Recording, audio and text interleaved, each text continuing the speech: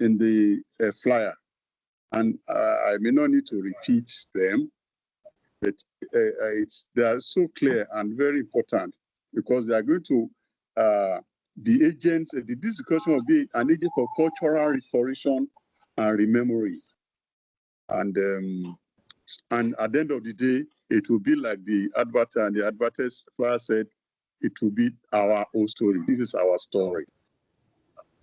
So now, before we move ahead, we need to actually, first of all, define the terms.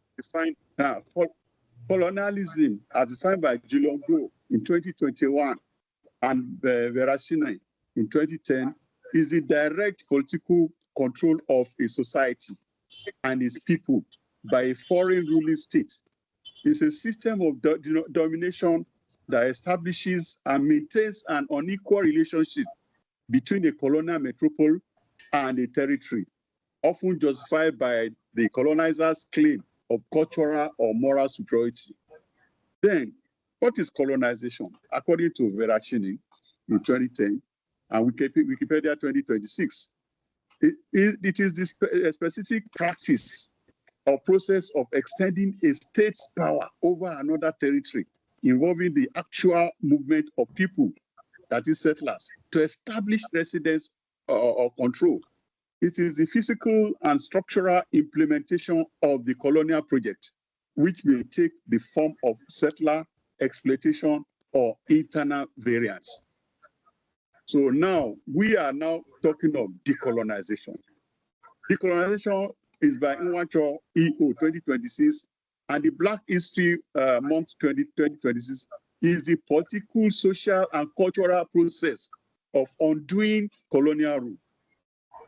So here, we are here to discuss how to undo colonial rule.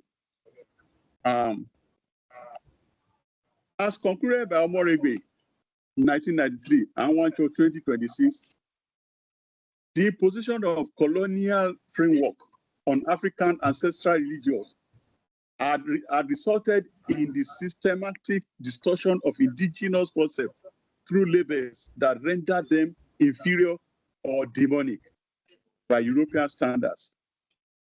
The umbrella body for all Africa-based spiritualities, faiths, religions, practices, and ways of life have come to correct that change change since the adoption of the will of Isheshagbe as its constitution in 2002. That was 24 years ago.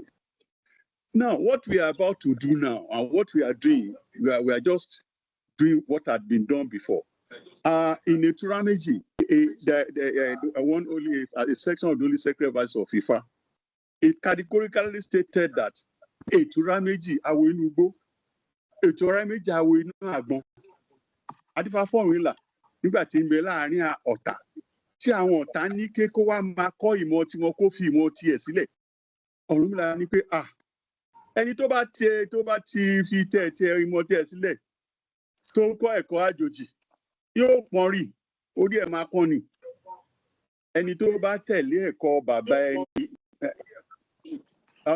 ẹni yóò là.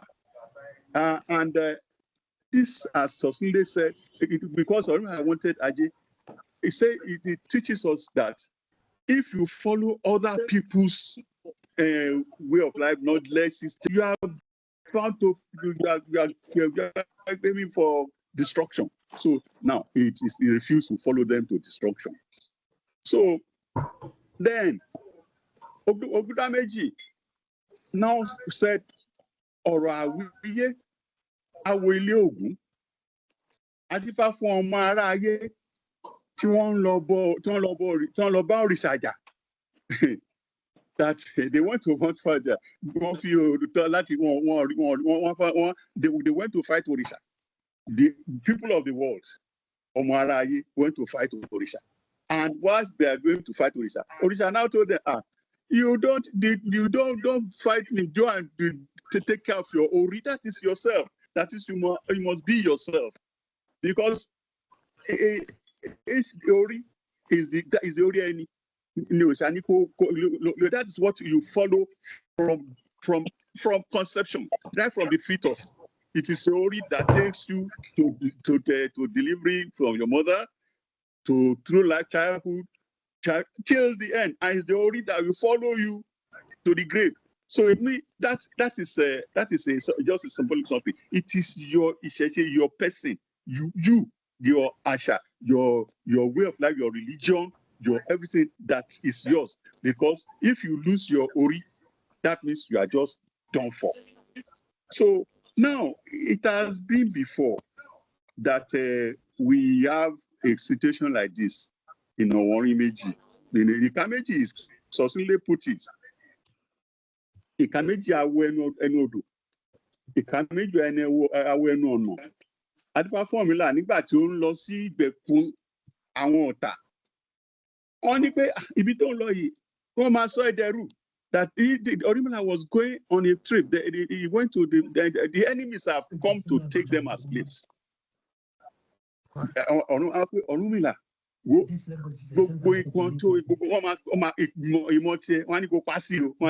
own knowledge system, your own DC, you tell you to put it aside. And if Orunmila says something, which we are now doing, this conference, this delegation, this discussion is about saying what Orunmila said before, that even if you bundle me and tied me, you will not tie my internal knowledge.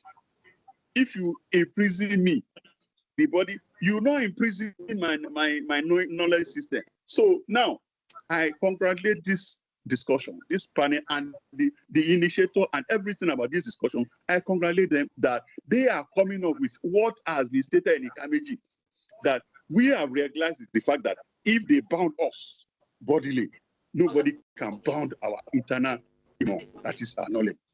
If they bound us, they put us up, nobody can. They have tried it for 600 years. People were in the diaspora. They still kept the emo. They kept you flying. So that means that this thing has now come to a state where everything has to be resuscitated. So I greet all of us for being part of this. This is July, not August. So I used to say August body. So now we go to the Orimimeji. Orimimeji was deceptive. So we have had this thing that what we are about to do is something that has been predicted that is going to be a very massive success. So with that in mind, because all those historical, all these terminologies that were applied, they are just metabolic disruptions to us, to our body, to our system. So because when you use a name, an atom, when you are talking of an atom, if you call a neutron, you call it neutronia. It becomes something else. So that means that if an isotope of an atom goes like heavy hydrogen that starts everything that disrupts into cancer,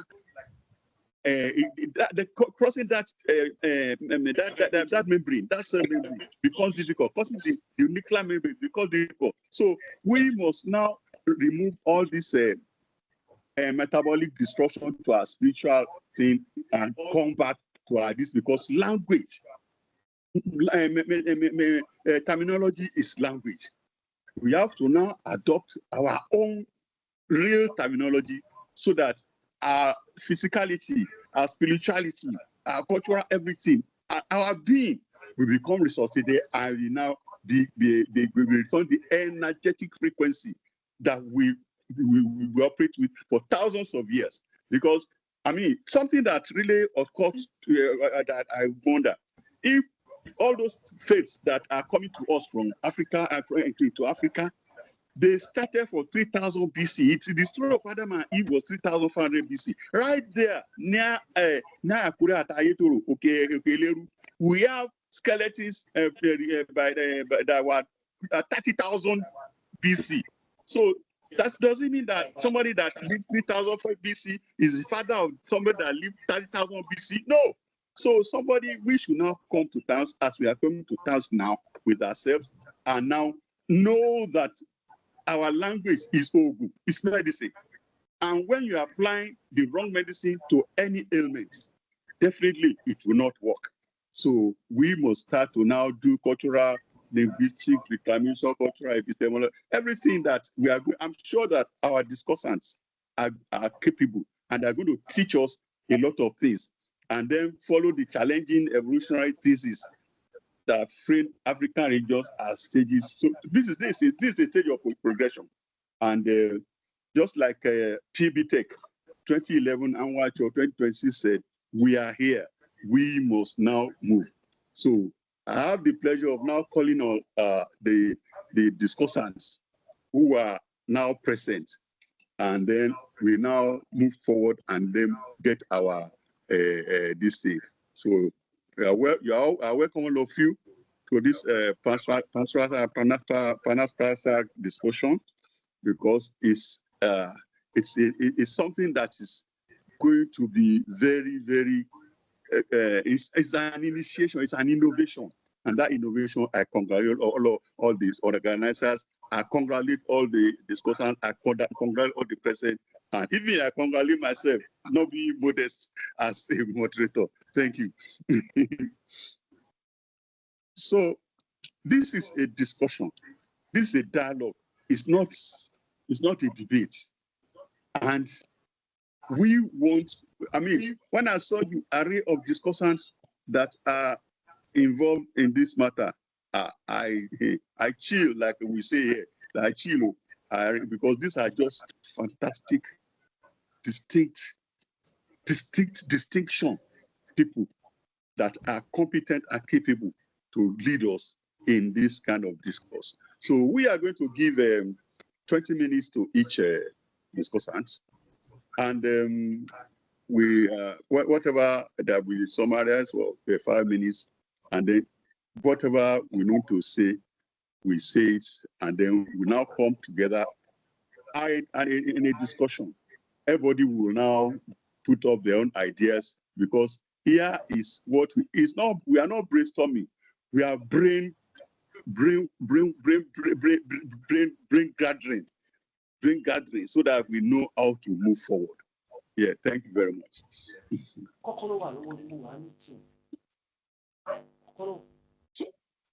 So now, should I go first? Yeah, please, sir. Thank you. My name is Dano Yogutola Laguda. Yeah. And I will be talking actually about the title of my work is Decolonizing Spirituality, the case of Yoruba religion and spirituality.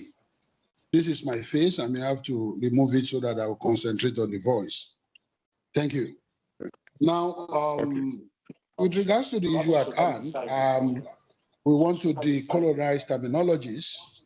And in decolonizing terminologies in African traditional religion, especially in Yoruba religion that I practice and also teach, I want to start by saying that it is very important and very necessary that we do this. It's long overdue. And like the moderator have said, of course, the effort has been there for time immemorial. Now, that is why I will always say that the category that we refer to traditional religion, whether Igbo, Yoruba, Hausa, the Shona people, all over Africa, the Gokuyus of Kenya and the rest of them, has been described as indigenous people of African people. But then the colonial masters, as agents of, and with their missionaries as agents of colonization, brought the religion under their colonial power to convert Africans to their religion. In the process, our people were converted, especially to Christianity. And then they deploy every means, method, styles to achieve this objective. So the primary method they deploy was to demonize African spirituality, cosmology, and theology by introducing some terminologies. And these terminologies are so many that sometimes you start to wonder if it can this easily represent our religion. Issue of paganism, nativity, tribalism, archaic, savage, primitive. All these are, of course, issue of demarketing the traditional religion of the people in order to sell their own. But before we go further, we must accept certain facts. And fundamentally, the first one is that we have problems, we have challenges, especially talking about an homogeneous traditional religion for the whole of African people. It's very difficult. The moderator mentioned the issue of language, which I think is very strategic. And that is more importantly why we need to be here in this meeting room. So, but there are also other problems, even when you want to genuinely get involved in African traditional religion for scholastic reasons. The issue of the geographical location of Africa, the life size of Africa, the issue of indoctrination, lack of written records, scriptures, reality of death, and problem of secrecy. But then all these problems, for me, are turmoil.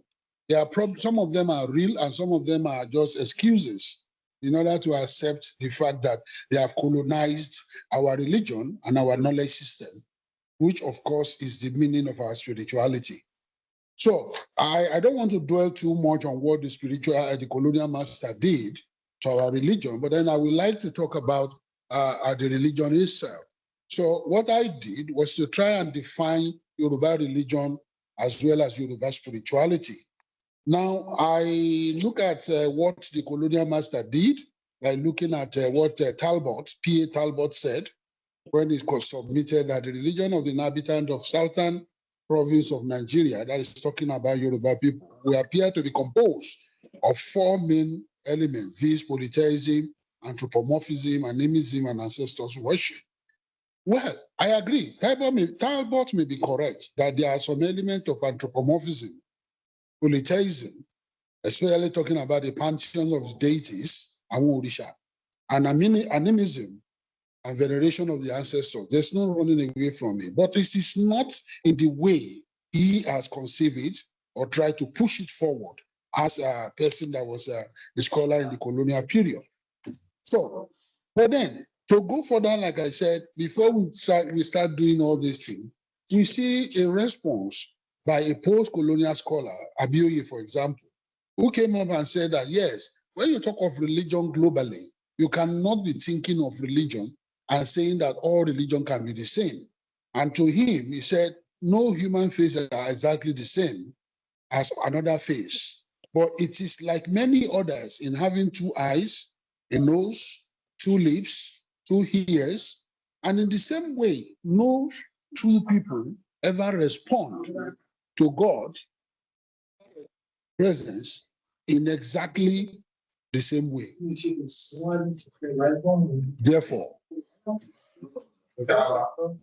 Therefore, the Yoruba people have a right to respond to God in the way they know, which is what they don't want to accept. So, if the colonial masters have done this kind of damage, what of the post-colonial masters who are more importantly Africans, Yorubas, Igbos, Shona, and Dembele, Tozan, and the rest of them? But then you find, this is where you find scholarship of John Mbiti, Awula Alu, Bolaji Idowu, Mbiti, Ekpega, Erivo, very, very appalling. But then you will not blame them too much. They were trying to push the frontier of their colonial masters, who has already converted them into Christianity. So looking at African traditional look them to the post-colonial scholars was about interpreting Yoruba religion, for example, from the understanding of their new religion, Christianity or Islam or Hinduism, as the case may be. So it will be very necessary here to now say that, yes, can we look at this all over again? And what I did was to look at the issue of talking about the structure of African religion. And I'm sure almost all of us here should remember the 5 categories, the pyramid built by Bolaji Idowu, accepted by John Mbiti, and many others African post-colonial scholars, when they say the religion of African people comprises of 5 major issues: believe in God, believe in divinities, believe in ancestors, believe in magic and medicine, and also believe in spirits. So I responded to that and said, yes, all these are some aspects of our religion, but it's not the totality of the religion. So I felt that, yes, we have primordial Orisha. I agree, we have identified Orisha. we have adopted Orisha. And at the same time, we have other parts, other things that makes us of our belief. For example, the issue of belief in morality, belief in authority, belief in our culture, belief in our traditions that are not included in the structure. But then the excuse has always been that, okay, the major religions are the major elements are the 5, and they have minor as well, which is where they now put morality and the rest of them. They assume that they are subsumed. So in this work, I have considered the work of Ellis, the post-colonial scholar, and also the work of Emil Ludwig, the work of Ludwig, Ellis, and the Frobenius. And all of them, the conclusion is that Africans don't believe in God. And even if we believe in God, the God was introduced to us by the missionaries. I don't agree with that. And this is where we can now start to marry the issue of post-colonial scholarship with post-colonial scholarship, and we can start talking about modern scholarship in Yoruba traditional religion. The Professor Williams will bear me witness that one of us, the scholars, especially Professor Abimbola of Howard University, said Olodumare is not in Yoruba religion. And I disagree. I said, no. How can we say Olodumare? The moment you deny the primal cause of everything, definitely you are saying there's no Yoruba religion. So in this paper, I try to do a breakdown of what is known as Olodumare. And I try to look at it from the syllables. From Olodumare, I talk of Olo, Odu, Mari, and Ari. Now, the first one is about ownership, Olong, Oninkan, the way we talk about Olong, Olong, Elemi, Eleda, talking about that. And then we talk of Odu. If you remember the popular Odu Ayofa, Okmayu, that we normally play. In this, we talk about Odu. The 12 cells are the Odu. And one of the things we say there is that Odu retikun, Olodu tokun. And then you see, if you have Odu, if you have a full cell, you have an advantage to do other things. So apart from seeing God as the owner of something, we also see God as something that is full. It's at its fullest. It's not something that will improve. It's not something that will diminish. It's something that is constant. And then we talk of marriage. You remember, man, I don't know how many of us are Yoruba, but then I know that Yoruba popular aphorism is that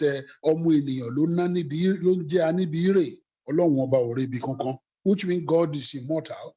We have come to the world, we'll die, and then we'll go, but then some other people will take over from us, and they will continue. So talking about the immortality of God. And we talk about the array, the one that the Kabiyesi knows very well, that is in front of his beaded crown of Yoruba kings, which talk about the scepter of authority, the authority of the king.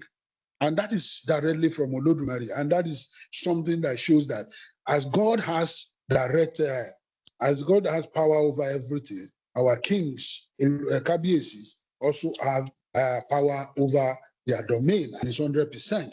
So in summary, I am saying that even if the colonial scholars said we don't know God, and the post-colonial scholars said, no, we know God, but they try to interpret God from within the religion they have converted into, it is going to be a very, very sad experience or thinking for us to now say, even in post-colonial, even in modernity, modern scholarship, to say that Yoruba people do not believe in Olodumare because Olodumare was imposed by the colonial masters. So I disagree with that completely.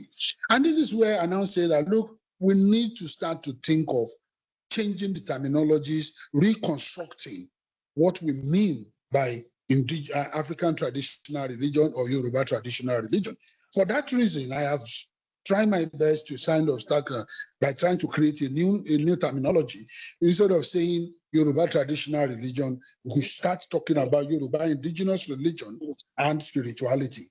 And to do this, I know there have been various efforts to decolonize the spirituality of Yoruba traditional religion. But the post-colonial scholars previously mentioned in these studies have made spirited efforts to remove colonial impositions on YRS, but their efforts are often biased and often reflect their loyalty to their new religion, especially Christianity. So for the colonial scholarship on YIRS, the fact of demonizing our religion as evil has never changed. So the main reason is not difficult. It's the issue of marketing, trying to market one religion at the expense of demonizing the other. So for me, I think it's important that we have to decolonize spirituality in Yoruba indigenous religion and spirituality.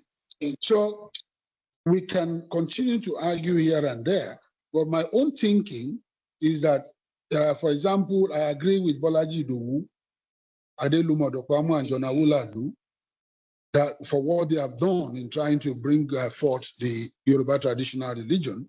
However, their effort falls short of the expectation of adherents of YRLs, especially the Yoruba in diaspora.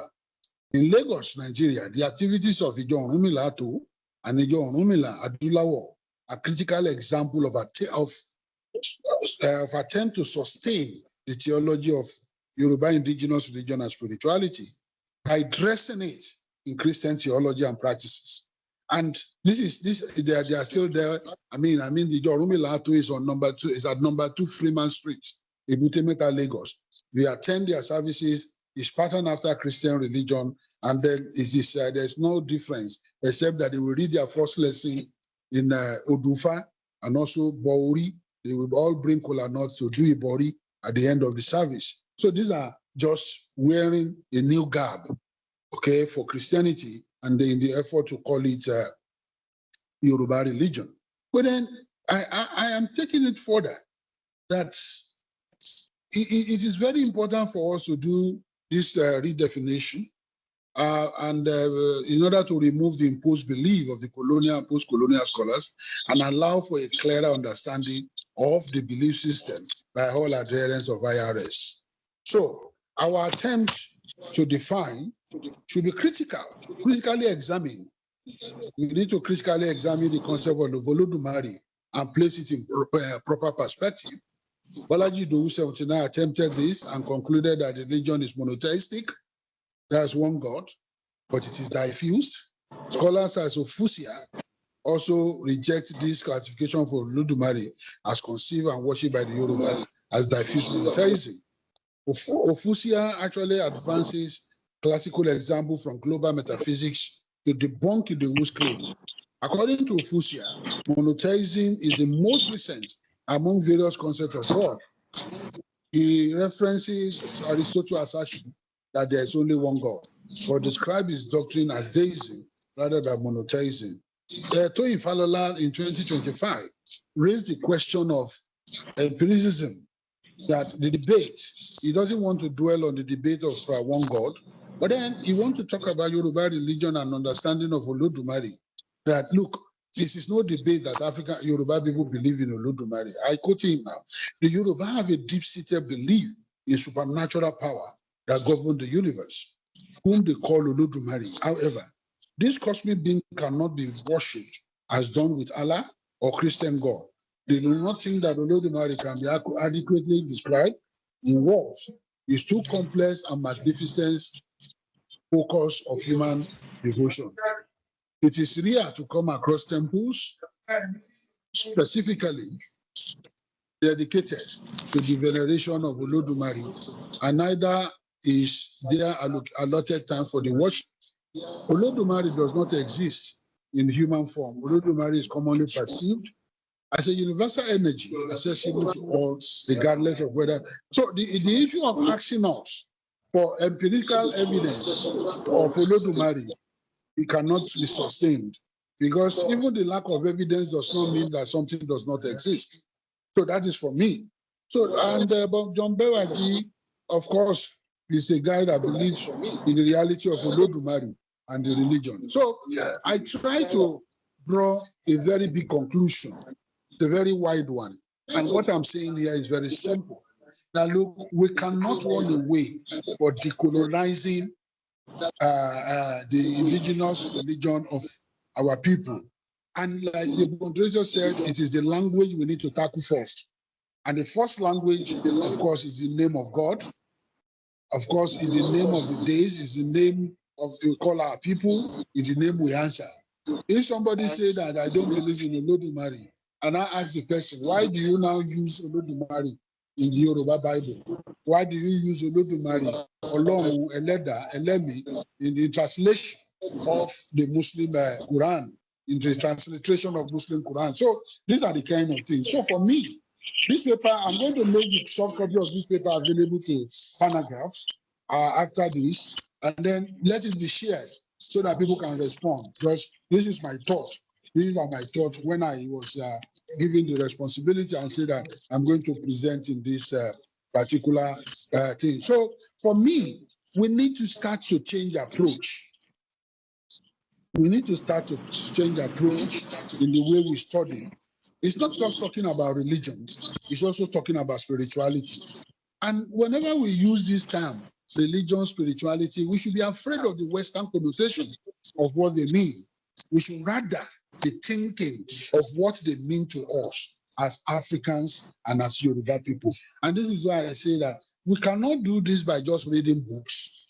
We have to do it by meeting the practitioners, by going into their temples to understand them, read their scriptures, interpret their scriptures, and then do it only within the framework of their belief system so that we don't create problems by decolonizing. And by decolonizing, we are also creating another colonization. And that was why I started with the Professor Wande Abibola's thinking that the Yoruba people do not have a concept of Olodumare. I want to thank you very much, moderator. And I want to thank Panagraph, and then I wait for reaction. Thank you. Oh, thank you very much. That was just fantastic. Professor Laguda has a trade because his family first welcomed the Aguda people, and he dealt with them in a fantastic way to sustain indigenous spiritualism at that time. Congratulations! Thank you for that presentation. Thank you very much, sir. I would just. It's been basically what Professor Laguda now said. He compared everything and came down to terms with the realities and make us come down to terms that we have to now address this thing properly, just like this discussion is meant to this thing. If anybody that says we don't know Olodumare or we don't have a concept, you see, the concept of Olodumare is very simple. It is this Odu, like Professor Laguda said, is like Ayu. When you are accumulating the seeds of Inokpayu, you say Oku-Odu, that is, you are filling the Odu. And this what Odu means is something that is a massive pot. Odumare, that is a massive pot that goes into infinity. Now, the owner of that infinity, of that thing that has had infinity, is what we are calling that creative phenomenon that we call Olodumare. So there's no concept from anywhere else in the world, be it anywhere you can talk about it, that perceives the concept of Olodumare, that creative phenomenon, more than we do in Yoruba land. And thank you very much. So, maybe do we want to ask questions? Let's move forward to next time. I will save all the questions for the when you are coming to a discussion. So, if you want, because we're already running on time, do we now move to the next speaker? Who wants to go next? Yes, I can take it next. Okay, to Shoko. Okay, please. I can take it next. Okay, fine. Oh, please, I have yeah. Okay, can I make Please. let me share my screen. I want to quickly share my screen. Please. Yeah, okay, fine. The technical people are there for you. Okay. Professor I sent a document. I sent a document. Is maybe the technical people have my document already, Yeah, okay. which I can speak yeah. to. The document is people have my document already. Okay. Which I can speak to. Is it okay? Okay. No, you can. Okay, whilst they are working on the document, you can go on and let us.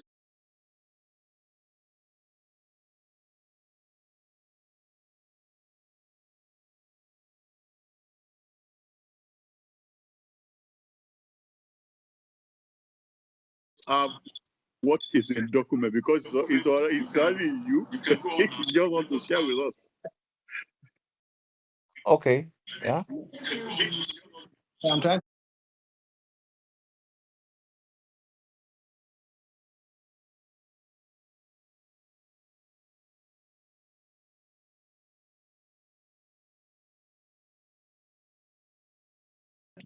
I'm trying to do it. Okay. Yeah. Okay. So Okay. Yes.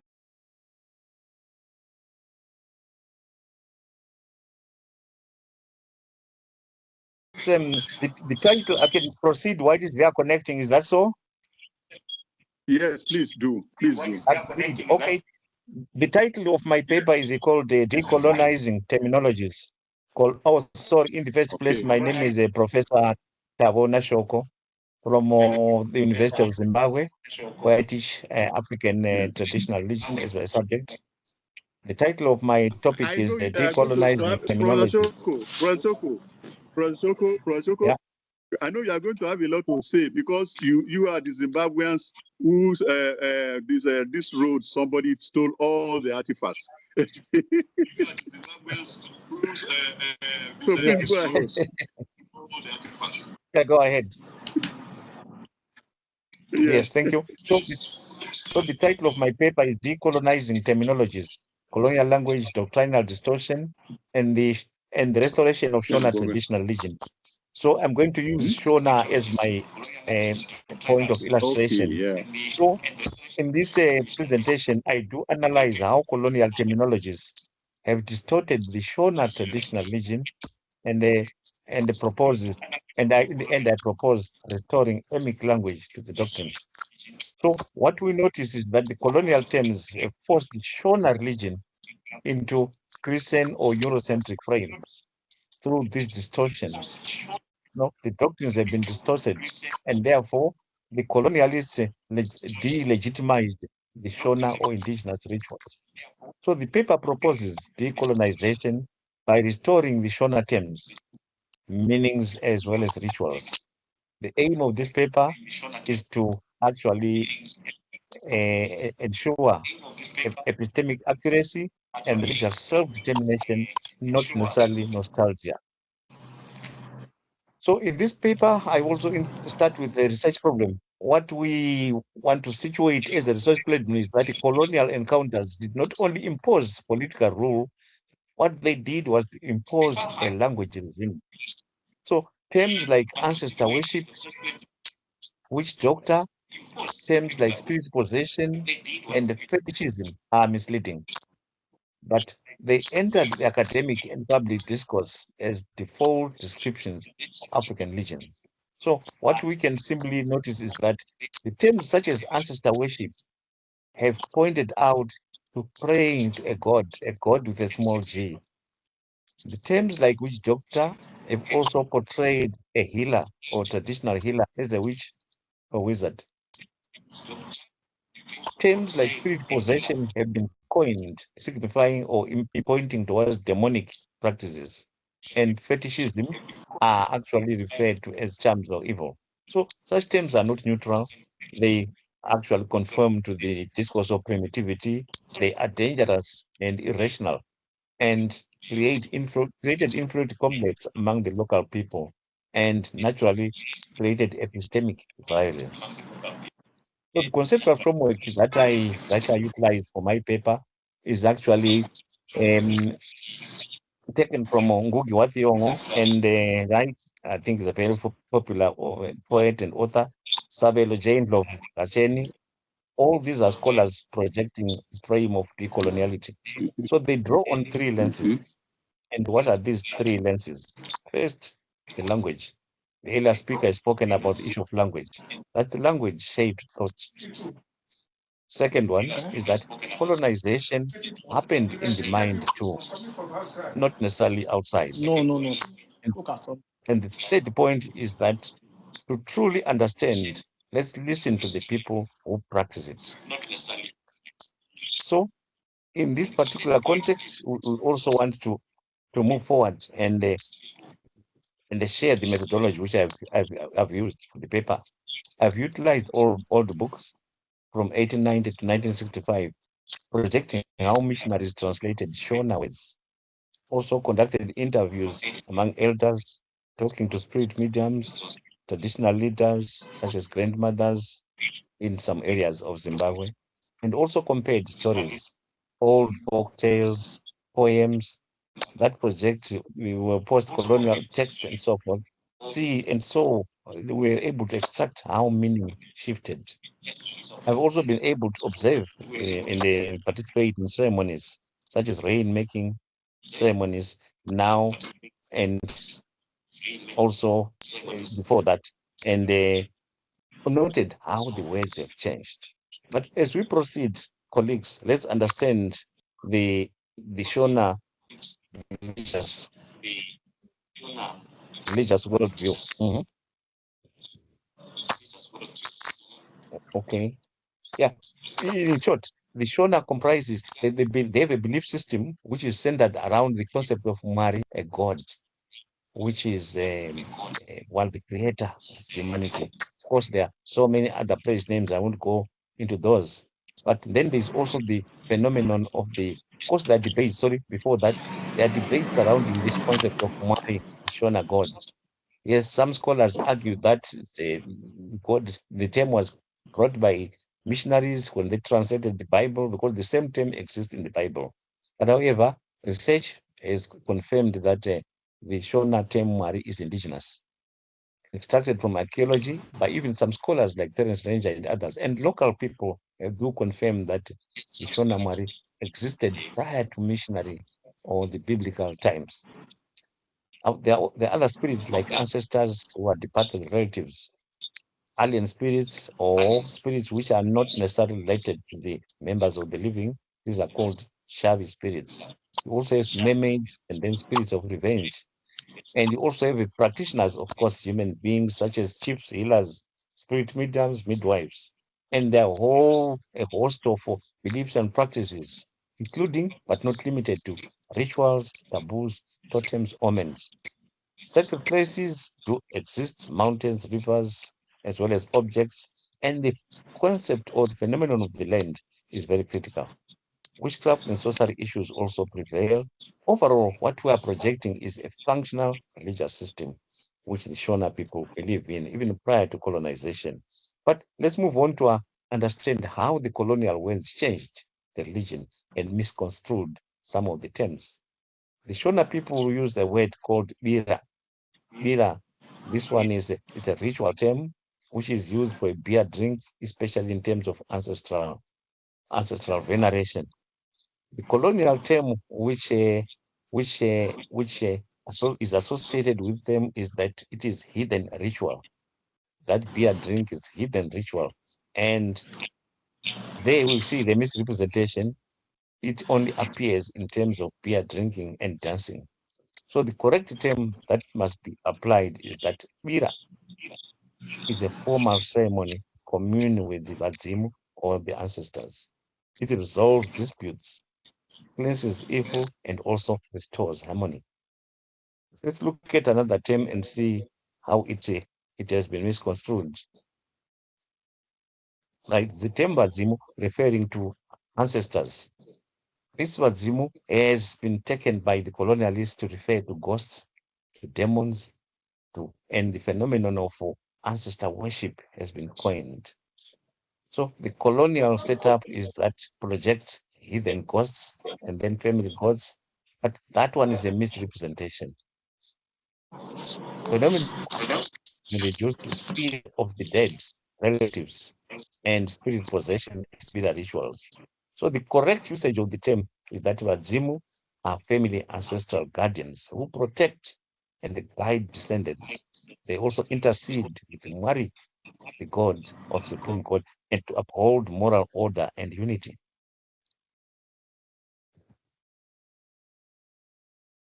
Right. Another misconstrued term that we can also share is the term Mwari itself. Yes, this one has been coined by the missionaries as a tribal god, as a rain god, or an ancestral spirit. So the colonial terms projected native, what we call native deity, a high god, a heathen god, or a rain spirit. That is clearly, we mark it as a misrepresentation. That representation was aimed at reducing the phenomenon of God to rain-making ceremonies and fear based on worship at a shrine called Matunjeni. The correct use of the term, therefore, is that Mwari is the supreme creator, not necessarily an ancestor. That one, the supreme God is transcendent source of justice and life, and is actually worshipped at the national oracle at Matopo or Matujeni. Another term that we can also look or consider is called Nganga. The Nganga is a traditional healer. The term has been misconstrued to refer to witch doctor or sorcerer. So the colonialists really coined that term witch doctor, referring to what they called native medicine men. That is clearly its representation. They reduced to the practitioner was reduced to spells, superstition, and anti-Christian magic. So the correct term is Nganga, refers to a traditional healer and diviner healer or diviner. They perform several functions. Actually, one prominent scholar, the late Gordon Chavunduka, wanted or preferred to use the term sacred practitioner. This is a trained specialist in herbal medicine, spiritual diagnosis, and conflict resolution. They heal via the use of dyes called akata, herbs, and the rituals. What is therefore the logic of this order which we are explaining here? There is some logic, there's some sense in terms of trying to correct the kind of hemorrhage which occurred on the Shona terminology. The Bira, if we use the Bira or the order in which I have presented these words, the Bira starts, of course, it's a ritual practice, something which is tangible among the Shona people. Then we explain to Adzimu. This one answers who is the Bira ritual for. So that Bira ritual is for ancestor veneration, not for ancestor worship. We also analyze the term Mwari. Who do Wadzimu intercede with? None other than the creator, not a high god. And finally, we also spoke about the term Nganga. Who diagnoses when the chain Mwari Wadzimu living is broken? Thus, the Shona people call this person Chiremba or healer, not a witch doctor. My presentation continues. Sorry. Next, what we want to understand from this presentation is the impact of the use and misuse of these terms. The colonial rulers forced the Shona ideas into English boxes. These weren't just translations, they were judgments. The terms, we argue, they carried legal, moral, and ontological judgments, which doctor, as we have already explained, made the Nganga therefore arrestable. And ancestor worship made Wadzimu incompatible with the concept of monotheism. And how do these teachings go twisted? Who actually is on the top if we were to establish the Shona structure or hierarchy among themselves? We discover that Mwari really is the supreme spirit. Then Wadzimu, that's the ancestors, and people follow. So there's a connection. But the Christianity misconstrued and they tiptoed this Shona cosmological structure. They established that God is important, number one, and followed by the angels, Michael, Gabriel, and the like, and then you have the people. So the Wadzimu the ancestors, which we center our religion today, looked less important and therefore they pushed out. So the translation wasn't neutral. It was used to replace Ubuntu with colonial law, church, and medicine, which the missionaries, colonialists, and so forth spent all their lifetime establishing those institutions. So using Bira, Wadzimu, or Mari, Nganga, it restores the way we've explained, restores the original legal, political, and philosophical weight.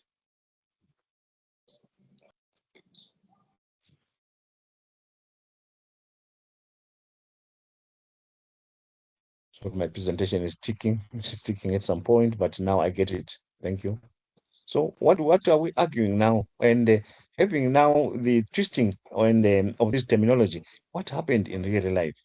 You discover that the colonialists moved a step further. The laws banned it. That's point number one. Like in Zimbabwe, Witchcraft Suppression Act made the Nganga illegal. Number two, schools shamed it. Kids were taught Shona religion was backward. Next step, people felt ashamed.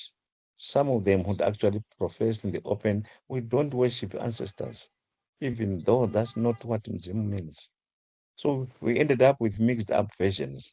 Some churches have healers, we call them prophets.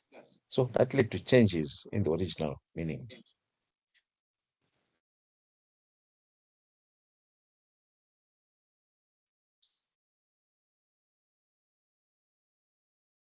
What happens next now? Let's move towards restoration, a decolonial lexical method. So what we are arguing for in this paper is to use the real names. For example, Wadzimu, colonial ancestor. No, that's colonial. The colonial will term them ancestor spirits, but the indigenous will call them guardians of lineage, morality, and the land. The Nganga, the colonialists would call this witch doctor, but the indigenous people call this person specialist, meaning a herbalist, a diviner, counselor, and mediator with the spirit world. So we fight now endeavor to explain religion in Shona first. Let's start with karma, the meaning relationship, a relational, not Christian concepts of sin and salvation. Towards restoration, what we lobby for is to change the laws, to update Zimbabwe's laws to recognize that concept of Nganga, for example, and spirit mediums with respect. Teach it right in schools. That's the second point.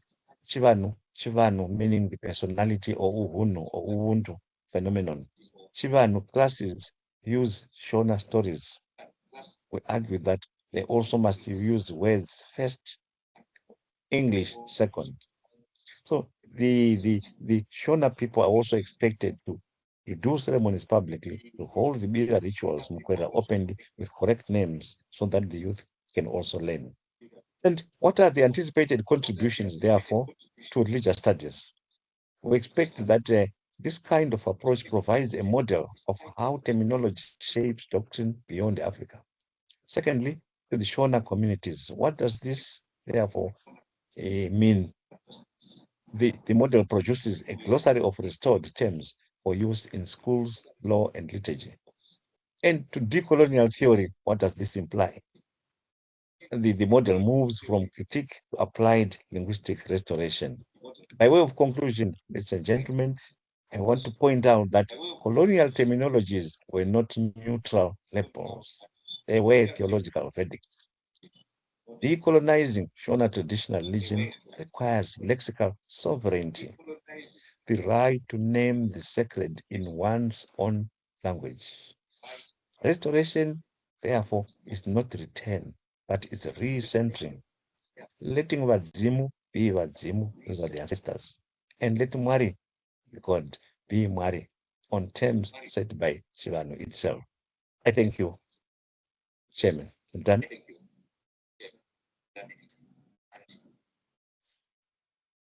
Wow. That is fantastic. That's very great. Thank you very much, Rosjana.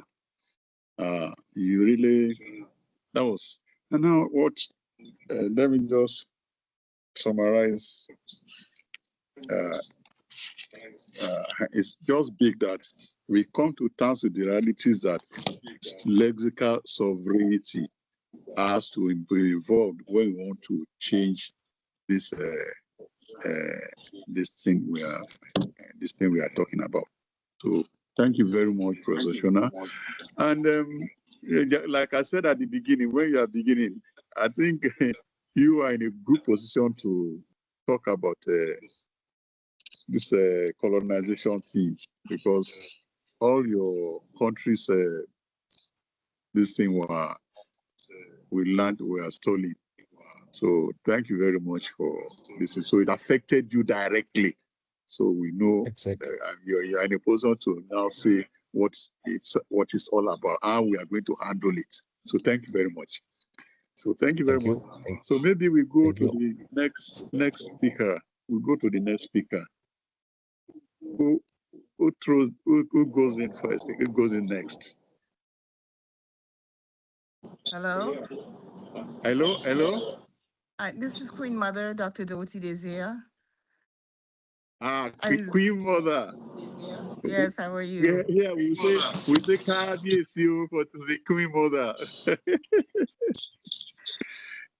So please. If is it all right if I go next? Hello? Yes. Is it okay if I go next? You know the Queen Mother. Please go ahead, Queen Mother. Okay. I said to the Queen Mother, we say KBSC here because yes. The mother of the king is the Queen Mother. So you are a mother. So we give you all the due respect and honor. So please welcome. So we are now keeping ourselves so that we don't offend the Queen Mother. So please go ahead. No, thank you. First, let me say in our tradition, in the Haitian tradition, we exchange the words honor and respect before we speak. When I say honor, please say respect. So honor. Okay. Respect. I can start now. Maybe the first lesson in decolonization in language is my title. As a Queen Mother in the Fong Bay tradition, the Homean tradition, I am not necessarily the mother of the king. I am Pojito. I am she who birthed the leopard. And Pojito, while it's a title given to a woman, is more like in a way Kabiesi. So I don't have to be the mother of the king. I am a sovereign in my own right. So there are, even within our own languages, differences. Okay. There are two parts to my presentation. And I feel like I am eavesdropping on a conversation, as I was only asked to participate in this roundtable a few days ago. So I'm going to be speaking as a practitioner. And as a result, there won't be references to studies or known scholars here. But I even though my presentation, for me anyway, will be a little rough, because it's a work in progress, and as I said, I only had a few days notice to do this. I want to focus on a couple of things. One has to do with the value that we provide systems, and the other has to do with underlying their mathematical properties, but I don't think we're really going to have a chance to get there. I do have remarks to make, but I also have a brief PowerPoint presentation, which is, again, very much a work in progress. So as we talk about decolonizing language, we have to expand what we mean by language, if this hasn't already been done so explicitly. For me, we can't be talking only about written language that is text-based. language that we write, language that is oral, that we hear, language that is oral, that we speak, to be inscribed upon our persons. So it isn't just about writing, it isn't just about what we hear, it isn't just about what we say. For me, there's power in the things that we don't hear. And for myself, the decolonizing process has to extend itself into visual language, that is cosmography. And decolonization is also about spreading the nature of connaissance, in that way of reading visual design across systems. From Adinkra to Veve, we must be able to cull the richest meanings out of all of them. Even as initiates, we might think that we're familiar with what an image says, in a particular tradition, but I think if we look at them across traditions, we will understand that they are GIS systems for our people. And these GIS systems, the geographic information systems, are manifestations of the esoteric and the exoteric components of our initiatory traditions. That is material that is known publicly versus that which is known intimately by consecrated heads. And as we move from one initiatory tradition into another, that tracking system, of that spiritual GIS guides us. When we look at flat imagery, I'm sorry, there's somebody who needs to be put on mute because I'm picking up all sorts of sounds.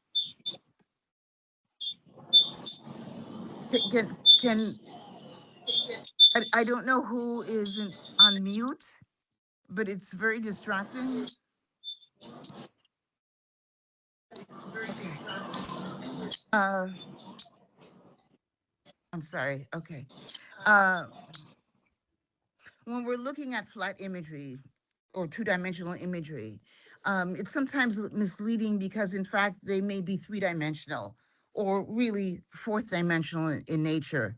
The aspect ratio, the depth resolution, the spatial ambiguity of these images reveal themselves when they are ready to be seen, when they are ready to be perceived and interpreted. And that's when we see who they are, when the nature of the gaze gets reversed. And the full meaning of these images will reveal themselves to the persons who are connected to these symbols. And in many of our homelands, these elements of our cultures, or unlike our homelands, these elements of our culture cannot be colonized. I want to also speak about the ephemeral nature of these images. Sometimes when we read symbols, we assign the same principles to them that we attribute to a written text or a published text, namely a sense of permanency, which takes on a weight, quite literally, that smothers our capacity to understand the visual. Conversely, the use of adoxography, that is assigning a value to something of low or insignificant meaning to visual signs, can also be misleading. We need to allow for the subtlety of an object, its whisper, its capacity to allow us to feel the movement of its breath or traffic its gesture to manifest itself. So equally important is the value of temporality, that of the trace image as manifest in Haitian voodoo, in the Veve, that visual language that we use when we communicate with the Loa or the Orisha or the Inkisi. We trace these images with cornmeal, with flour, with coffee grinds, with ifun. And when the sacred visual phonemes they get danced upon. They go back into the earth, go back into space. Its molecules get recycled through the libated water, down into the earth again and into the adjacent fire. It could be a candle, it could be an actual bonfire. It floats on the skirt of the wind, just as spirit does. And so recalling voodoo and other African theopraxises are eco-theological in nature.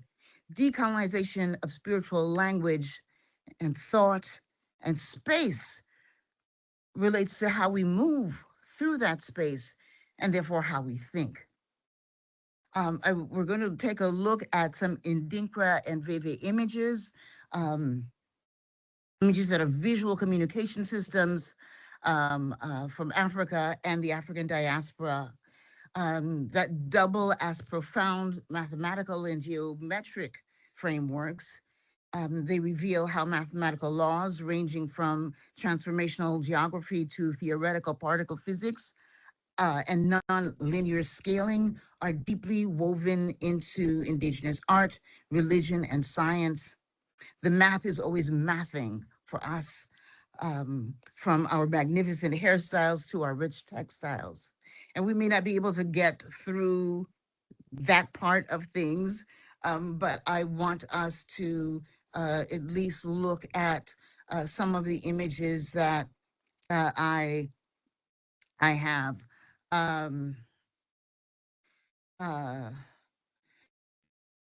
But let me see if I can share my screen. I don't usually use this system, so I'm not sure how it works.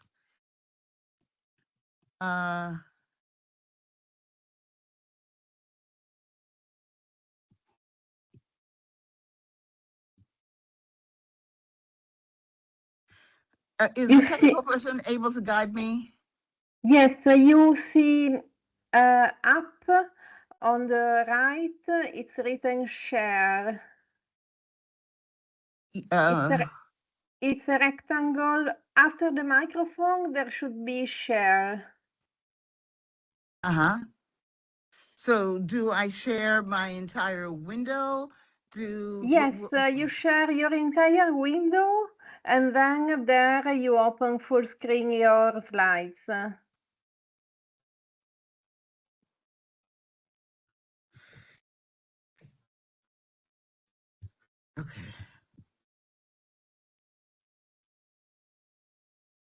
Do you see it? Not Share yet. window. Can you see it? Not yet. Share this window. Okay. Yes. Okay. Great. Well, my presentation is Decolonizing Terminologies, Decoding What is Already Within Us. I wanted to start with the Bakongo cosmogram. For those who are not familiar with it, it is two intersecting lines, the vertical one often representing the connection between heaven and earth, the horizontal one separates life from death. There are 4 smaller circles at each end, a concentric circle in the middle, and an outer circle that reflects the recycling of energies.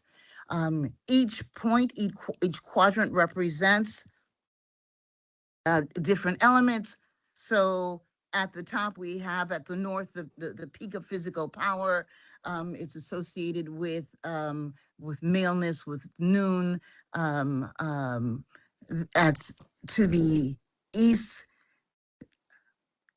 above the line represents the world of the humans. Below the line, the world of spirits. At the south, it is the peak of spiritual power. It is femaleness, midnight. At the west, movements of the sun representing phases of human life. and so on. The other image adjacent to it, where we see the words Tukula, Kala, Levumba, Musoni, are the Congo retentions of these words within our systems. I had various lois or spirits, particularly those in Haitian Voodoo, that correspond to these terms and to this space.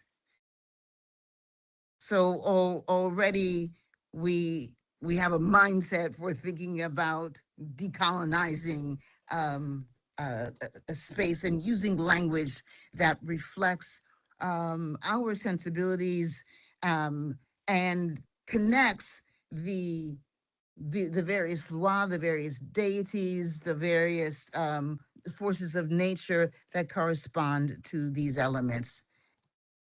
So Legba is the Bakongo cosmogram, or Papa Legba in Haitian Voodoo. Legba represents enlightenment, foundation, possibility, multi-radial and interdisciplinary thinking. And for myself as a practitioner and somebody who's been a Mambo Asogwe high priest for almost 30 years, this is the work that is at hand, breaking down the grid. You'll notice the background of the presentation is a graph. And it's that linear Cartesian thinking that is European. I describe it as European, or think of it as European in nature. And our task, our spiritual traditions have always been about bending that grid. So I made a deliberate visual juxtaposition. I wanted to look a little bit at Veve and Adinkra symbols. This is not complete. This is rough. It was just Spirit told me this is what I have to present to you in this conversation. So we're going to just look at a couple of images, and I want you to keep this image in mind. Keep this image in mind as you look at these images. So excuse my pronunciation for any Akan speaker there, but the Funtum Fun Efu, Dankiem Fun Efu, is the crocodile that shares the same belly. It teaches us not to quarrel in any endeavor, because the sweetness is found in the fruits of united effort. But for me, this also looks very much like the Bakongo circle. Papa Legba is the gatekeeper between two worlds, the Potomitan, that is that architectural structure that connects heaven to the earth. And Legba is the master of communication. Legba guides our nervous systems and synaptic junctions. This Veve has branching lines. It has modal intersections. It has crossroads. The Funtum Funefu also has some of those elements there. And while the Adinkra symbols are largely philosophical constructs, but these philosophical constructs, these epistemological notions are embedded in our sacred languages. And this is part of the larger, sort of set of linguistic phenomena that we have to look at and analyze and understand in order to continue sustaining the decolonization process that we are engaged in. In Haitian Voodoo, we have Ezuli Freda. This is the image to your, well, you see it, I don't have to describe where it is. It's the black image with the white. She's a Rada spirit associated with love, connaissance, creativity, desire. In the Adinkra system, we find the Sankofa, which speaks to returning to the past to affirm one's roots and to draw lessons for the present and future. We also have Odu Nyere Fi Kwan, let love does not lose its way home. Those led by love always end up in the right place. And so the combination of these images emphasize that the rootedness, the connectingness, the longing that we have, and sometimes the unrequited love that we have, at least for those of us in the diaspora, who had historically been separated and not necessarily been able to be physically reconnected with our people, but have maintained a geo-spiritual connection that is manifest in the iconography, the visual iconography that we have retained in our sacred sciences. And so when we look at disparate images, and again, just these two different systems, we're able to gather data, we're able to come to certain conclusions that inform the African worldview. And with that African worldview that sustains us, we are able to casser or break these colonizing notions that literally bind us to mental slavery and spiritual slavery. Aizambelekete, the middle image, is a Gada guardian of healing, of temples, of markets, of public places, doors, gates, and roads. Aizan is related to Loko and to Legba, but Aizan is that line, that central line in between these images. But take a look at that central image, and what do you see?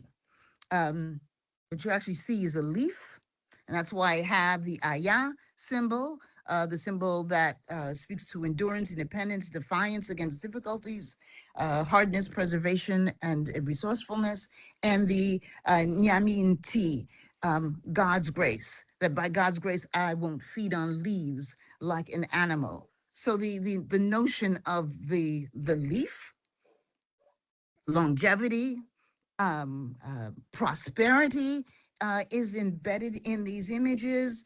But I also want you to look, if you can, look closely at your own arm. Look at your skin. Look at your skin and tell me what you see. You will see that the cells, the membranes of your own skin look very much like the image in the middle, that leaf, that representation of Aizan. Aizan, therefore, represents, cellular structure, but she also presides over priesthood, herbal medicine, and where do we get our medication? From nature's largest natural laboratory, our forests. And so again, the image of the leaf in the Adinkra symbols, the Aya is actually a fern, gets reaffirmed. With the good medicine that is provided to us, we are able to overcome difficulties. We are able to persevere. We are able to live as human beings and not feed on the leaves as an animal. We are able to heal ourselves and enter into spaces, particularly public spaces, and show, the nature of our humanity. And let me say one thing about Aizan Velekete. For you Nigerians, Velekete. I spoke of GIS systems. Aizan Velekete speaks specifically to the Velekete slave market that we find in Badagry. So this is an example of how, direct example of GIS system being in place. Aizan Velekete became a guiding light for myself. Velekete, what is that? When I got to Nigeria, I understood what it was. So a journey that my ancestors made hundreds of years ago manifests itself, became crystal clear why I was a priest in Velekete, and that is not an accident, and that contributed to my larger healing process. Okay, I'm going to stop here. My time is up, but I want to thank you for indulging me, for allowing me to participate in this conversation, and be happy to take any questions later on. Thank you. Yeah, that was a very beautiful presentation by the Queen Mother, and I really love that. You just went somehow. You see, when we are talking about language, you have just demonstrated that language is very important in decolonizing our religion and faiths, because most of the things you said that are in Akan or other languages, by the time you were explaining it, I found that they are so relevant and very just like some of the things we have in the Isheshe system. So it's very, very, very good. So then there's this work I was doing. So I'm doing really into the effect of sound on DNA. It's just like what you have been trying to describe. We have been saying this thing. So thank you very much for the very fantastic presentation, Queen Mother. And then you can see the Queen Mother thing. The Queen Mother thing is because of language. so thank you very much. Thank you very much. So please, who wants to go in next? We have 3 other presentations speakers. So we have had 2. I don't want to be gender whatever, because Isheshe, we are all the same. So please, who wants to go next?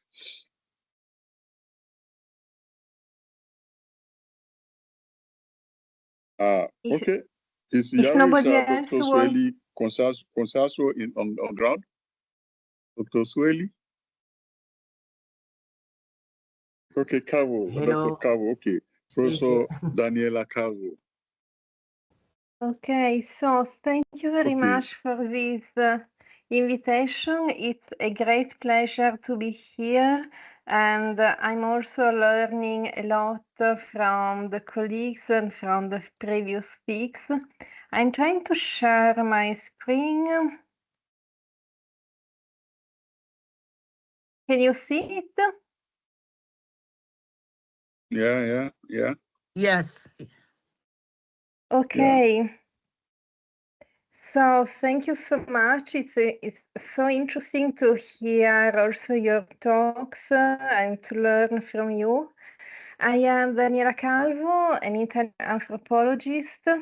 I have a master's degree from the University of Turin in cultural anthropology and ethnology, a PhD in social sciences from the State University of Rio de Janeiro, and I just concluded a research in Japan on everything on Afro-Brazilian religion, so that I'm studying since 2010. I will ground my reflections on my research on Afro-Brazilian religions and also on what I'm learning from my participation within the PANAF track and the development of a curriculum based on Yoruba spirituality for Nigerian schools that is coordinated by Dr. Paula Gomez. First of all, I consider decolonization as an ongoing process, since colonization continues to operate and reproduce in a variety of forms, including new ones, and as an effort that should take into account a multiplicity of voices and be conscious of the difficulties for many people to make their voice heard and participate in this construction.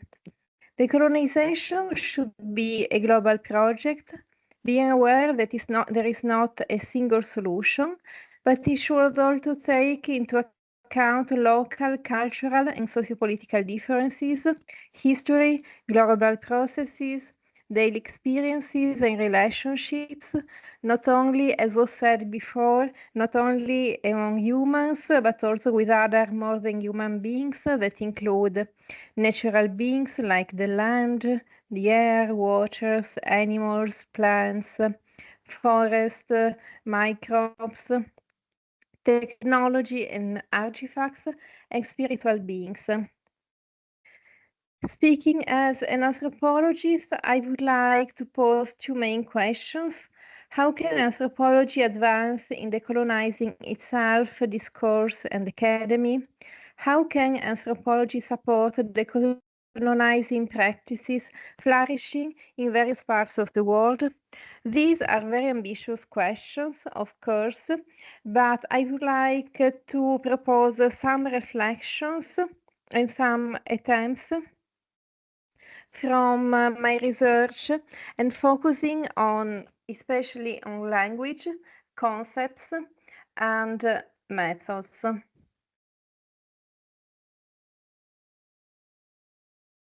The colonial project tries to erase and subjugate African traditions, languages, forms of sociality, family and ethnic types, and the relations with homeland and ancestry, dismembered Africa into the continent and its diaspora, and attacked African cosmologies and religions by demonizing them.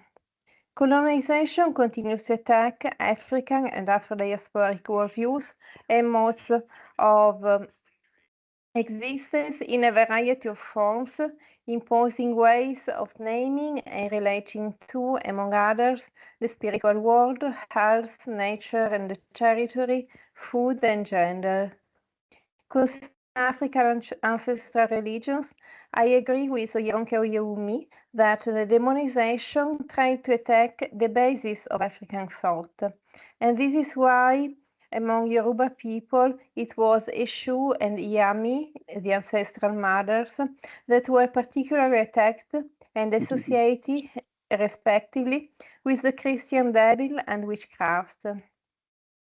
Forms of resistance and resemistizations are ongoing, and traditional practices are revitalized and used as a resource to find meaning and solution to new issues, as it happened during the COVID-19 pandemic and with environmental crisis. Rita Laura Segato observed that candomblé terreiros, as well as other African-derived traditional peoples, form an other population in Brazil, a niche of cultural preservation and creativity. And she says, the Afro-Brazilian religions constitute a very important niche of cultural preservation and creativity. These traditions have inscribed a monumental African codex containing the accumulated ethnic experience and strategies of African descendants as part of a nation.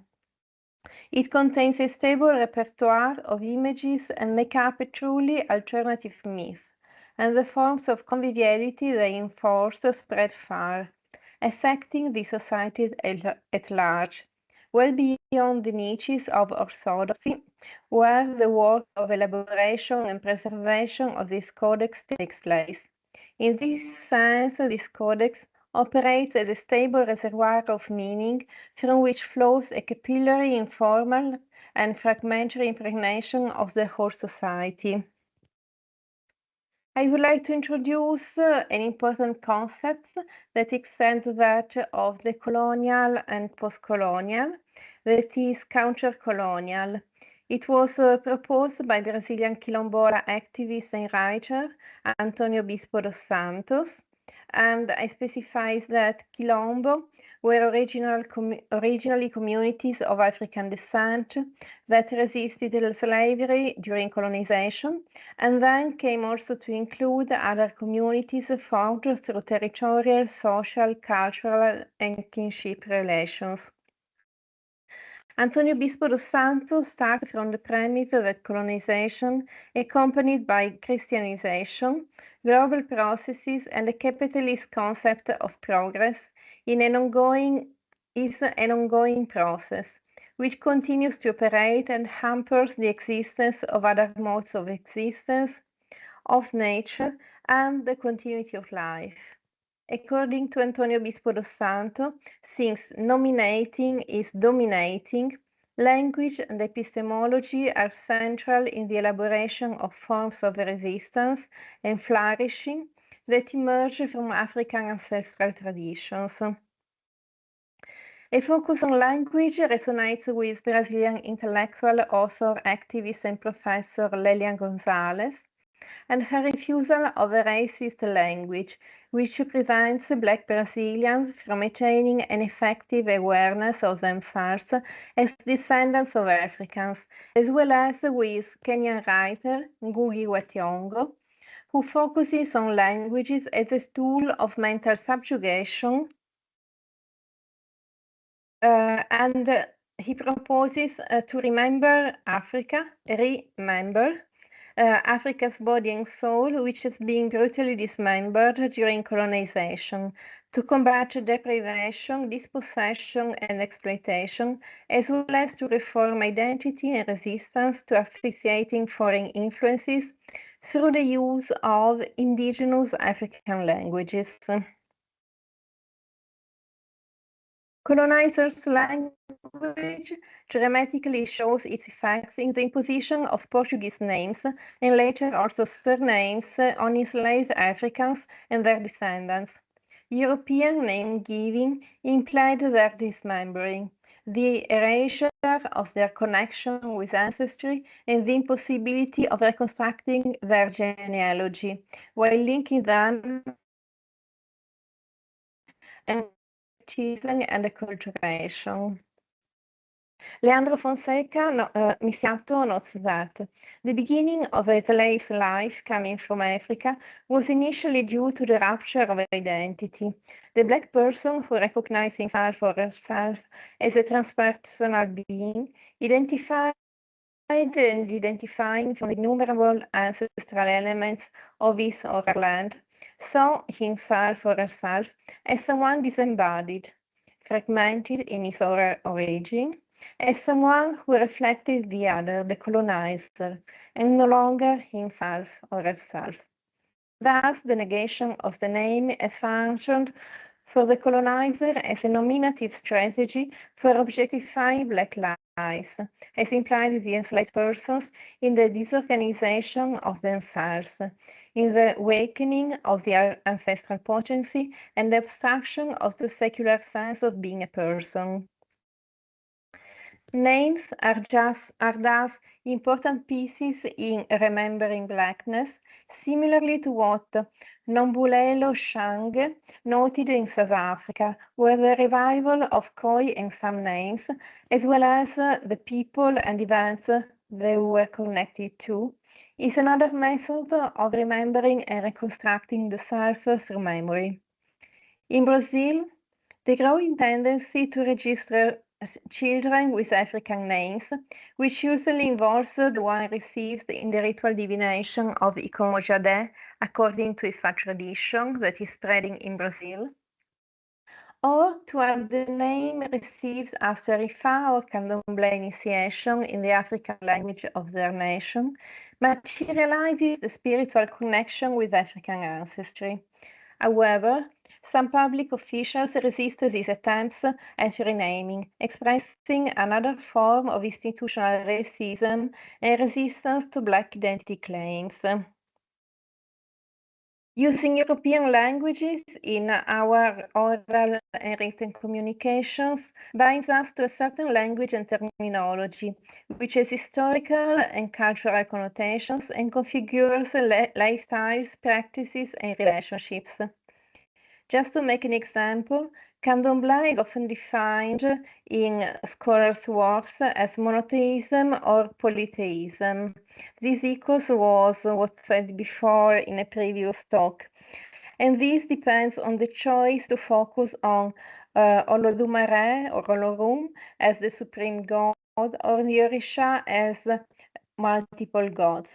Indeed, both the definitions are incorrect, since neither the Orishas nor Olodumare correspond to the Western concept of God, of Theos in Greek, as noted also, among others, by Jacopo Lupona.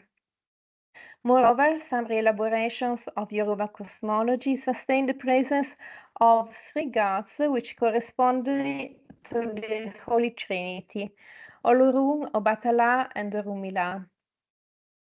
Some scholars and practitioners argue that thinking Yoruba cosmology as a monotheism or based on this trinity corresponds to an attempt to legitimize them by molding these cosmologies according to Christian model, instead of claiming the strength, independence, and dignity of African ancestral worldview.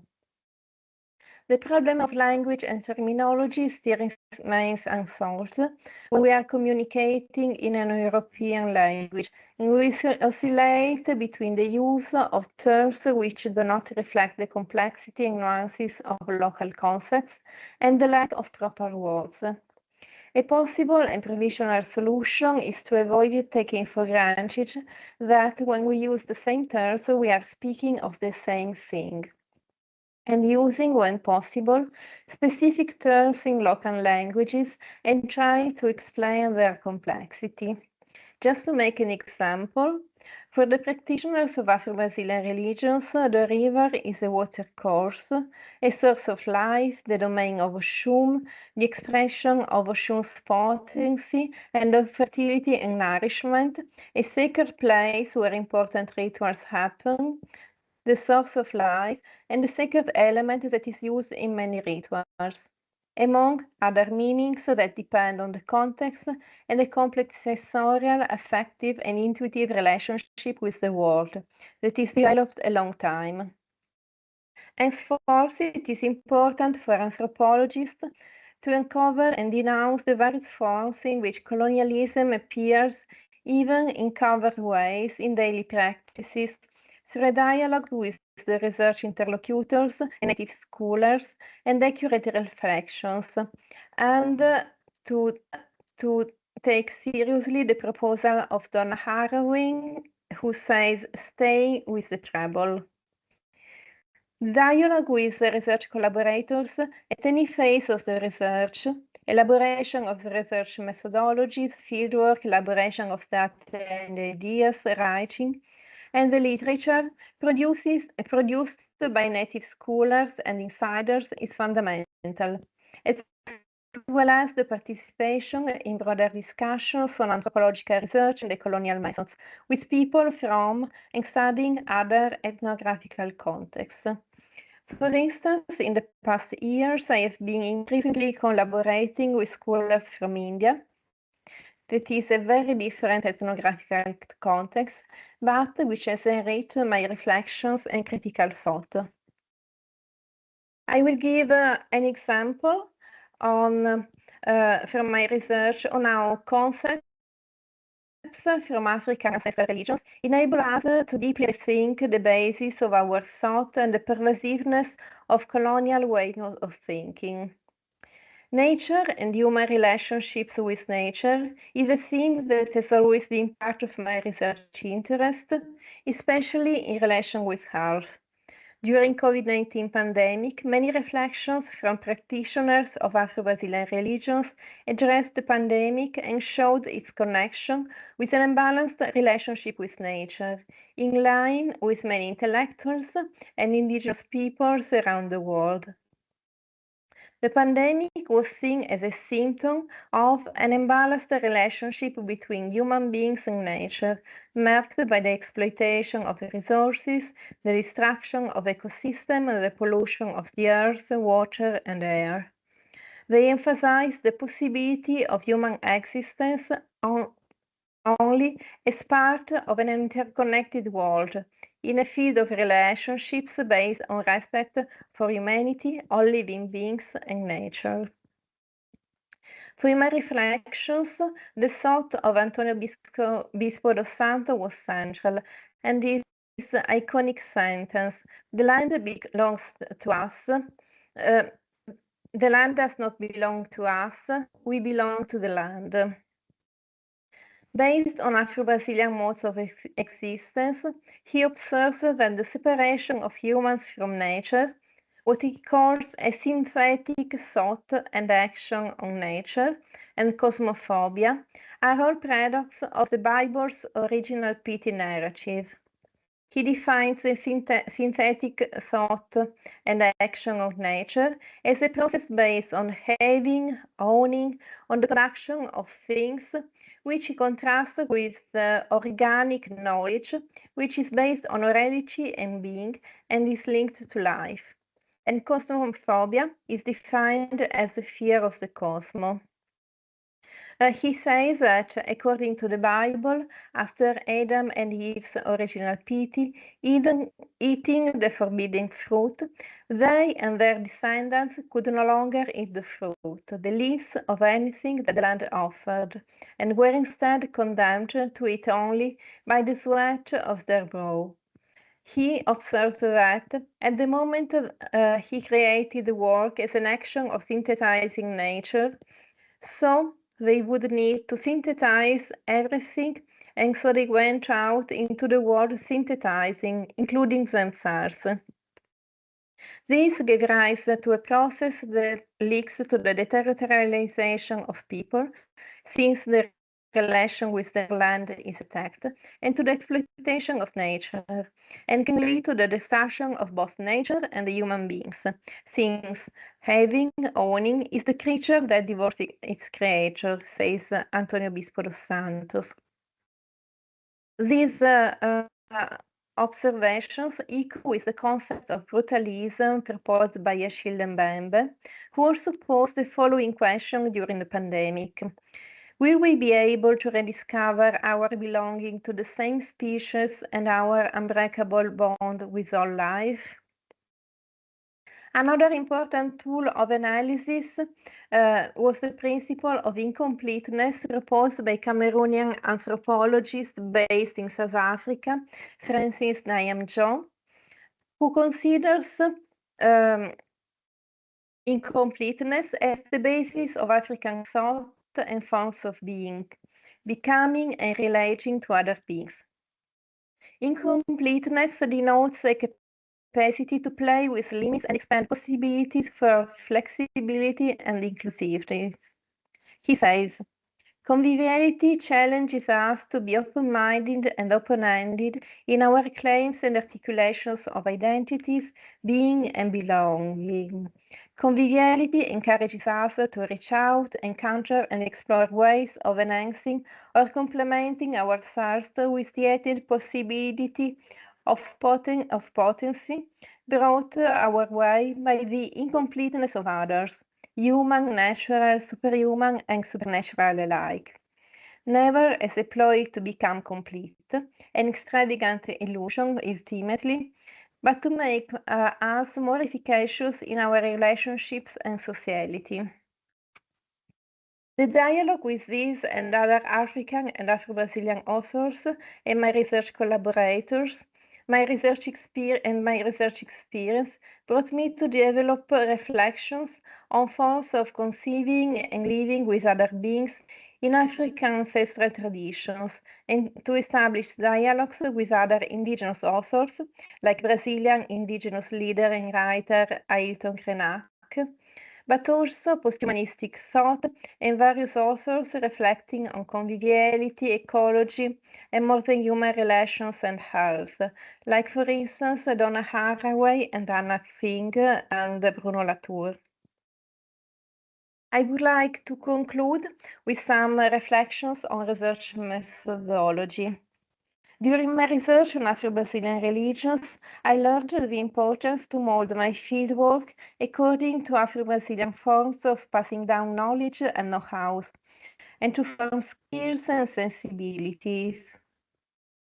Circular and dialogical ways of sharing and co-creating knowledge, the engagement of the researcher, bodily experience and emotions in fieldwork, and the use of life stories, which are not only an important method of analysis, sharing of knowledge in writing, but also a forum to preserve the memory of people. Ethical issues concerning delicate data and the protection of research participants was completely redefined in the field, taking a path that departs from what I learned through academy. In fact, dialogues on how to write about their life experiences, including traumatic ones, revealed that academic writing represents for my research participants also a form to challenge common prejudices and opinions on Afro-Brazilian religions, to make complex thoughts, complex and ethical values available to a wider public, and to preserve their memory. According to my research participants, telling their stories provides examples of overcoming difficulties, changing one's life, letting the orishas operate in their lives, and living according to other principles and ethical values that can help many people to reflect on and find ways for positive changes in their lives and in the forms of approaching complex social problems, like, to name just a few, mental crisis, violence against women, gender relations, education, food provision, health, care, and conviviality. I leave you some references, and I thank you for your attention. And I also want to thank all the people who shared their stories and reflections with me and made this work possible.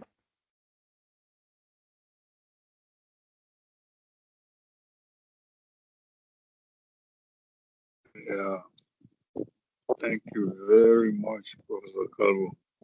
That was a very enlightening delivery. That showed that you have traversed the whole world across from the east to the west, oceans, Pacifics, Atlantic. It shows in your presentation. Thank you very much for this thing. And then you went through everything, and like I said earlier on in my speech, that when they are talking of the Garden of Eden, that happened 3,500 BC. And we have archaeological facts here that is 30,000 BC. So definitely we are not from that stock. And when the son of Adam went to another community to marry a wife, he didn't marry his mother. He married somebody who had been existing. So those are areas we still need to really emphasize on this their story and tell our story according to the objective of this discussion. Thank you very much, Dr. Daniel Cabo. That was good. Thank you. Thank you. Well done. So I raise applause for your claps. Thank you very much. So we move to the next speaker. And I don't know whether Dalurisha is ready or somebody else will take the floor. So. Okay. Bom dia. Listen me. Good morning. I am going to need Alola's help with the translation so that we don't lose any important information. Yes, good morning. I am going to be translating for her, so there will be no problem. Okay, let's go. Okay, we are starting now.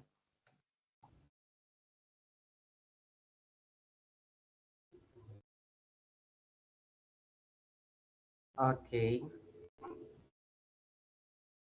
Well, that is the translation of the speech she's going to give. So, as whatever she says, I'll try as much as possible to make it brief, since we are having the translated version of the presentation. Agora pode começar, faz favor. Ok. Gostaria inicialmente falar, expressar a minha profunda gratidão.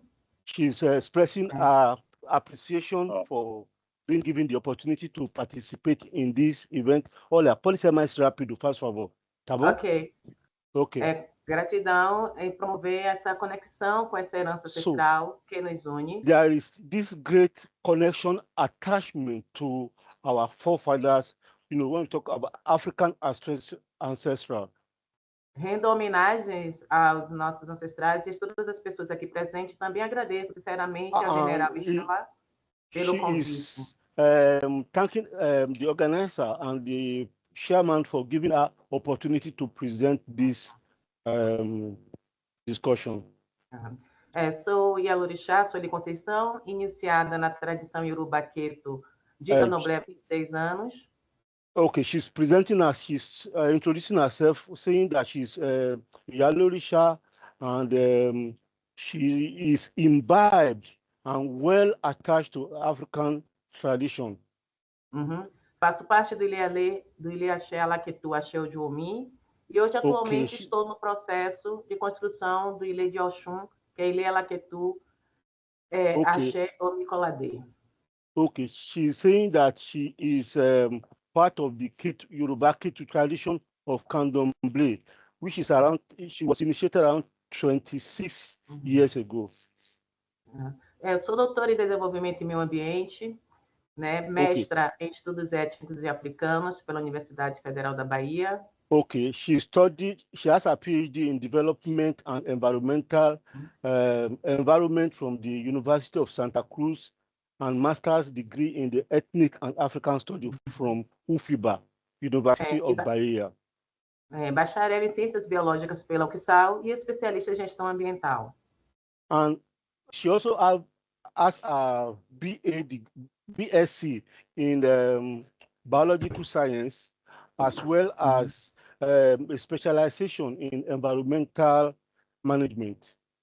Ao longo da minha trajetória profissional, atuei na interface entre conservação ambiental, conhecimentos tradicionais, políticas públicas, conservação de patrimônio cultural brasileiro, material e imaterial.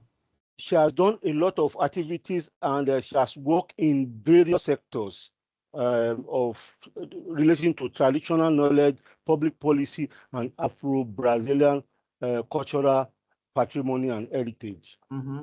Fui doutora de educação à distância, né, contribuindo para a formação de professores na área de história e cultura afro-brasileira e africana.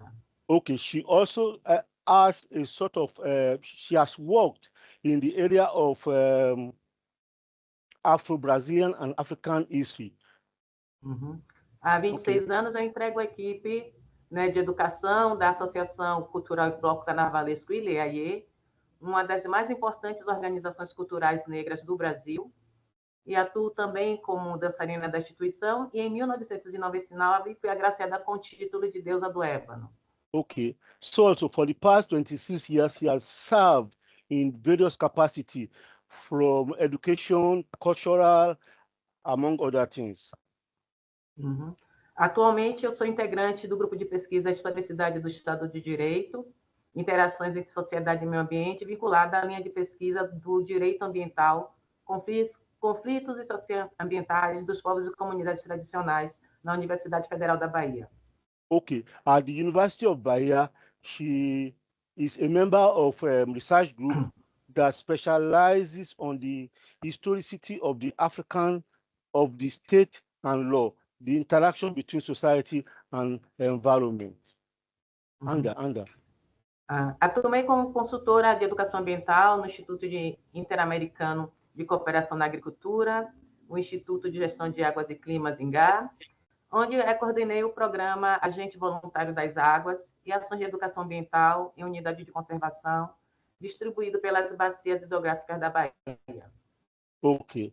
Also, she's an environmental education consultant at the Inter-American Institute for Cooperation on Agriculture.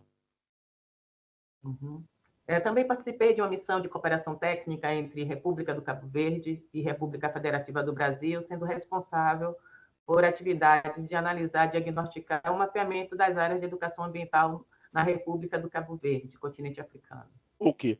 She has worked in Africa, Cape Verde, and Brazil, being a member of UNDC, carrying out different developmental programs. Como consultora do Programa das Nações Unidas, contribuí para a implementação de um programa responsável para o mapeamento de áreas com potencial produtivo para o cultivo de plantas medicinais e litúrgicas utilizadas pelas religiões de matriz africana, no território de identidade recôncavo e região metropolitana de Salvador. Additionally, she has served in the area of herb production of plantation of different herb that can help in the healing of Africans and people generally. Sou cofundadora, né, da Associação Aula Ações Afirmativas e fundadora e presidente do Instituto GEDAR, organizações dedicadas à emancipação econômica por meio da economia solidária, circular e criativa, especialmente voltadas para mulheres quilombolas e mulheres de comunidade de candomblé. Okay, she also served and worked as co-founder of Yaomi, which helps in different areas for the promotion of women in Bahia. Eu participei do congresso, nono Congresso Pan-Africanista, em Lomé, como integrante da Comissão 4, Decolonizando a Mente e Reinventando Nós Mesmos. Também coordeno e ministro grupo de extensão Saberes Ancestrais, Etnobotânica, Afro-Indígena, Plantas que Curam e Raízes da Resistência, na Escola Baiana de Medicina e Saúde Pública. Okay, she also participated in the 9th Pan-African Congress in Lomé, and as a member of commission and other activities that she did in Bahia, Salvador. Então, tudo isso para dizer que a minha trajetória acadêmica e profissional foi dedicada no fortalecimento das mulheres de religião de matriz africana, por meio de iniciativas fundamentadas na solidariedade, criatividade, sustentabilidade e liderança comunitária. So far, so good. Activities and academic trajectory has been focused on the promotion of women and making sure that women's voice are well heard in all areas relating to the connection with our ancestry.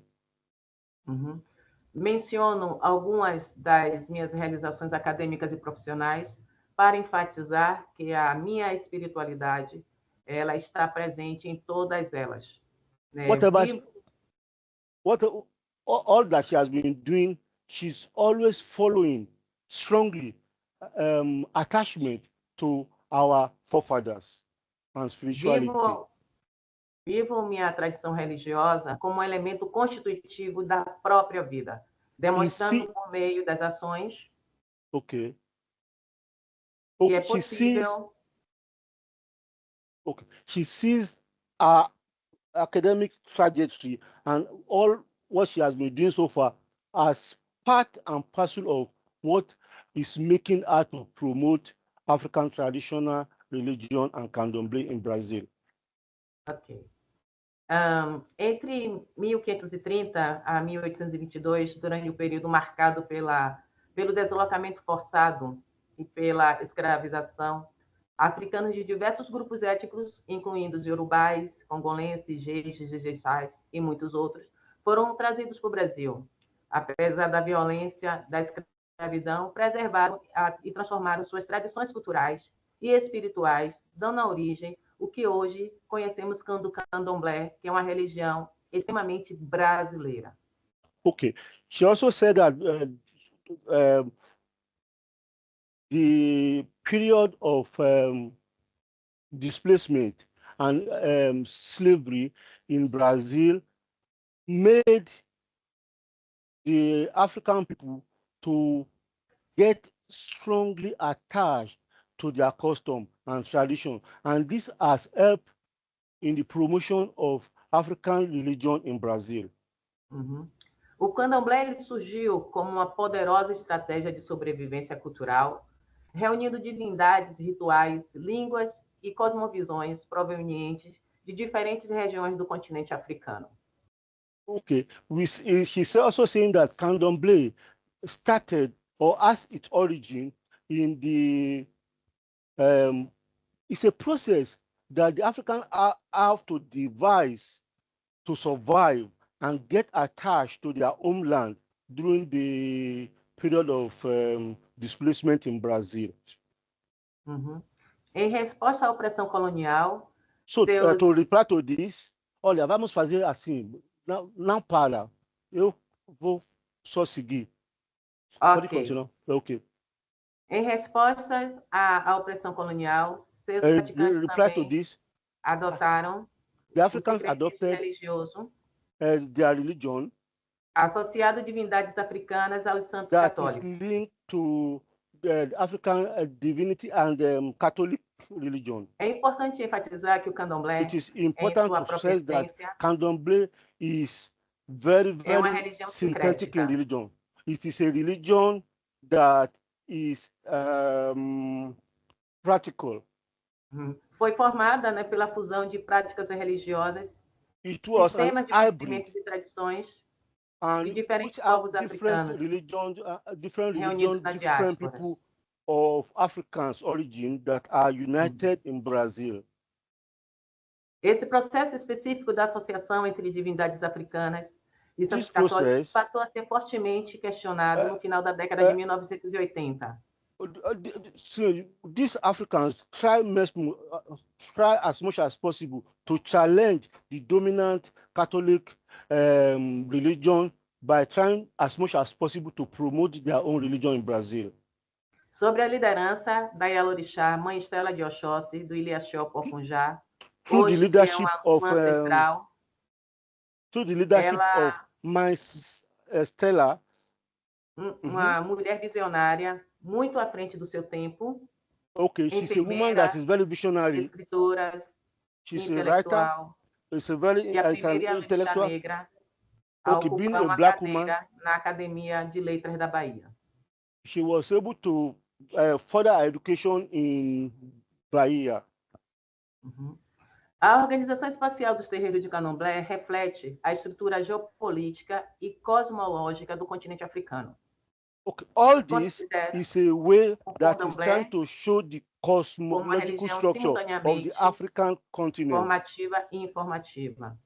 And this has made me to say that Candomblé can be informative and informative religion. Torna-se omorixá, filho ou filha dos orixás, exige aprender complexos sistemas, conhecimentos, rituais, ética e responsabilidades comunitárias.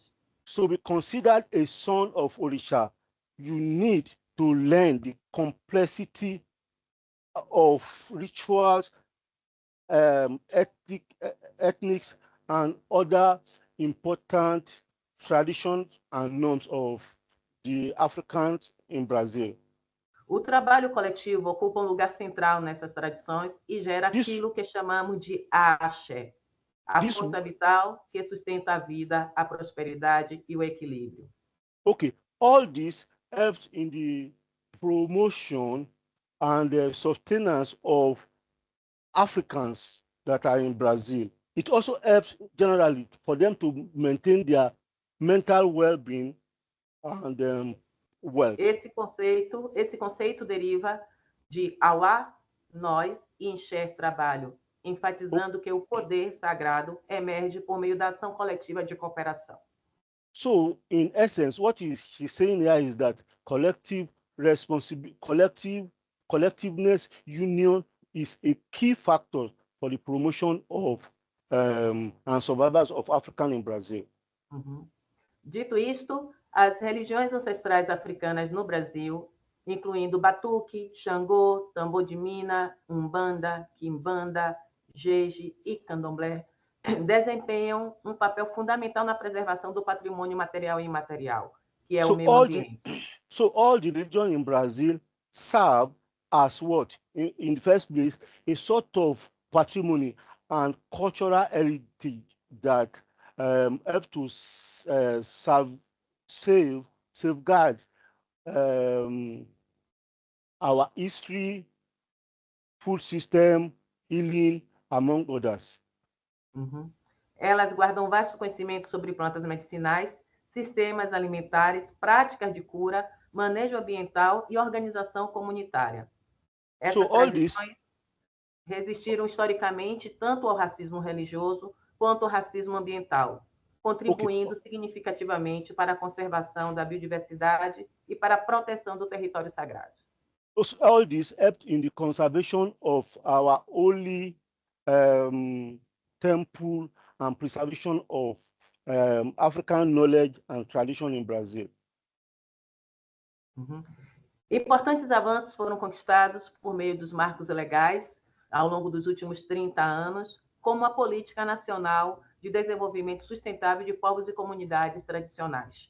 So, lately, around 30 years ago, there was a policy that was done for the promotion and sustenance of traditional people and religion of Brazil. That was decree number 6, 40 of 2007.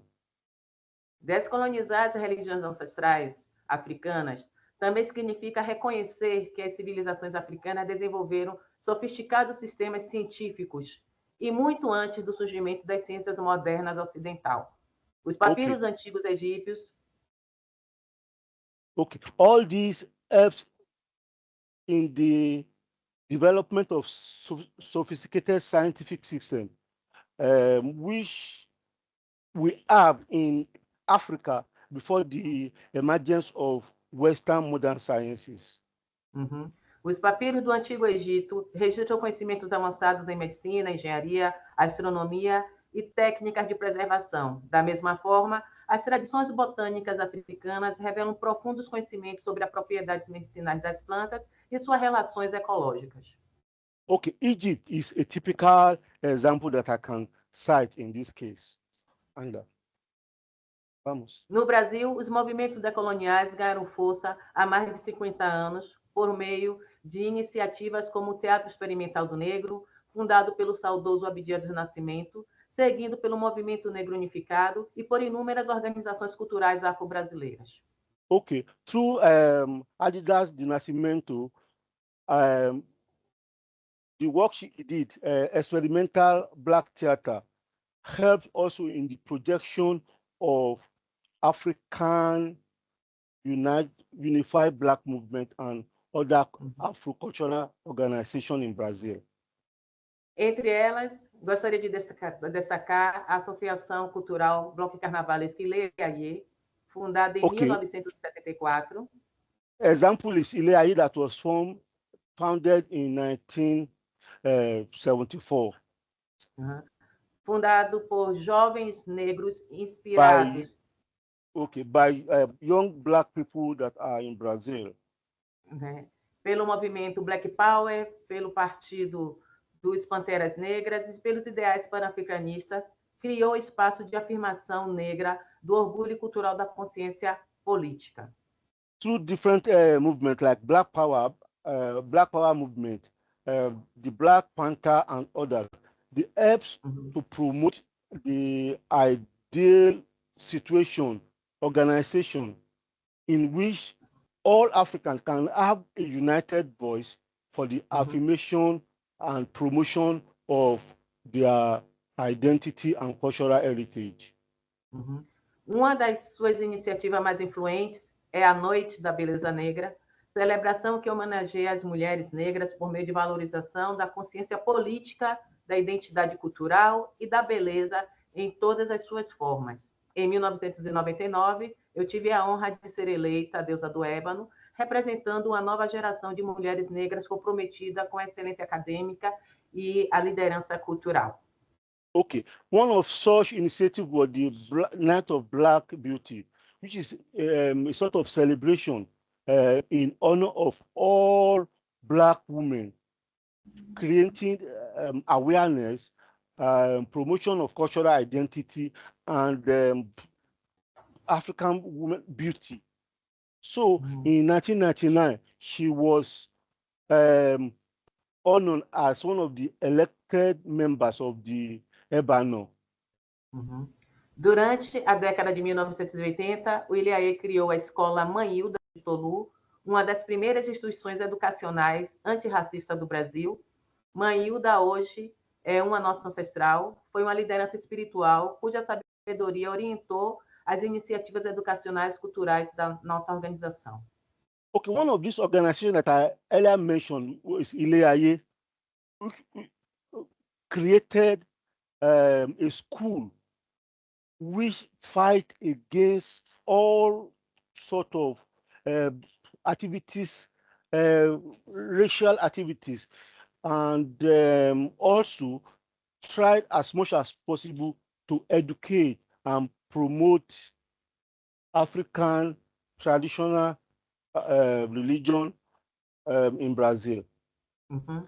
Há mais de 5 décadas, o Ilhaê homenageia países africanos e lideranças, culturas e povos por meio de seus temas anuais, materiais pedagógicos e produções culturais amplamente utilizados nas escolas brasileiras.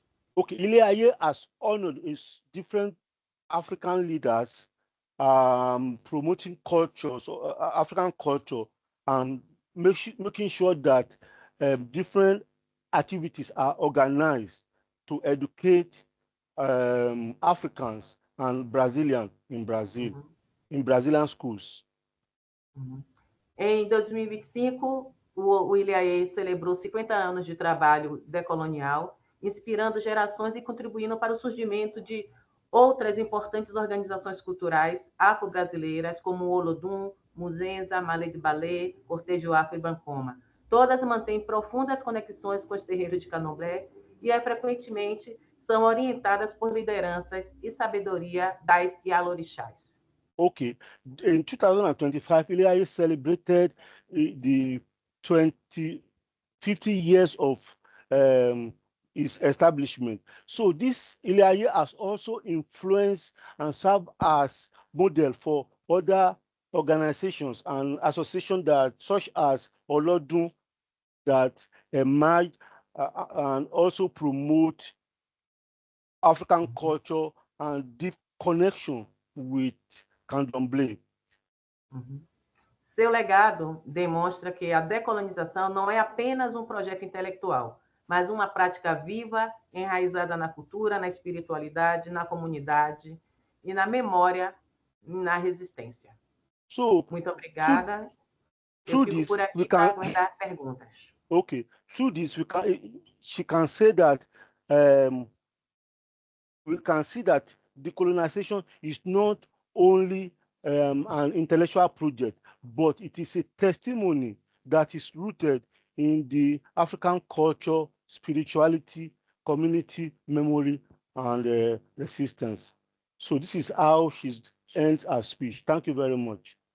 So she will be expecting questions later.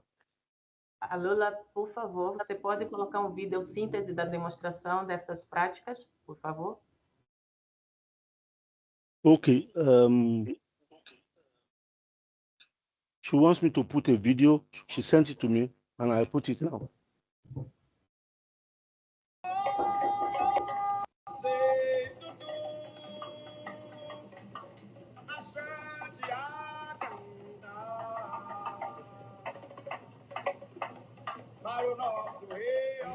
Ativos para poder acalmar, para aguçar a atividade. Mas, de uma forma geral, o alecrim é uma planta que ele pode ser usada universalmente, sem restrição.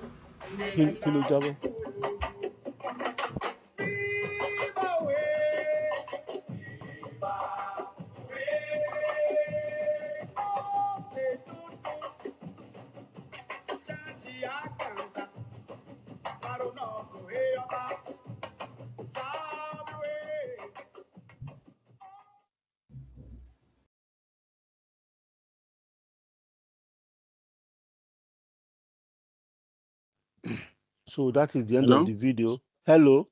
Yes, that is the end of the video. Okay. Okay, thank you very much. Oh, that was a very fantastic presentation. Foi uma apresentação muito fantástica. And really, when we're talking about Candomblé, quando falamos de Candomblé, it is one of the professor has just shown us ela já the adaptation of what we took of what we took away from Africa, que from foi mesmo Novaland to retirado da Brazil. África levado para o Brasil. This is exactly what we are saying Exatamente about this meeting, que about estamos this a discussion. falar sobre este encontro. If a phenomenon, if a system can sustain such Se pressure, sistema pode mesmo aguentar 600 years, aquela 600 pressão years, and we de see mais have do the que fundamentals. muitos anos, We see have ainda that tem. means that system is just fantastic. Isso mostra que o sistema é mesmo forte e fantástico. And E Professor Calvo has just shown us ela how it demonstrou went and told us the system of adaptation. The adaptation went by both arts and activism. Which is exactly what that Odufa said, that even if you take me captive, if you bind my body, you cannot bind my mind. If you bind my body, you close me. If you put me in a place, close the doors. You cannot close the knowledge I have. Mas o conhecimento que eu tenho é muito forte. So I thank eu agradeço Professor Daniela Calvo for a senhora this very, very inspiring apresentação que foi dada. Thank you very much. Obrigado. Thank you very much. Obrigado. Thank you very much. Thank you. So now I think we have only one agora só temos person, Professor Olusegun Daramola, o senhor Olusegun Daramola, who can now give us, is the last person on the list. É a última pessoa que vai dar. So please, thank you very much, Professor Calvo. That's good. Mm-hmm. So can we move ahead? That's the last person. Okay. If that's the last person, it means that that's not the last person. All of us now are there as the last persons to now ask questions and discuss, because the floor is now open for discussions.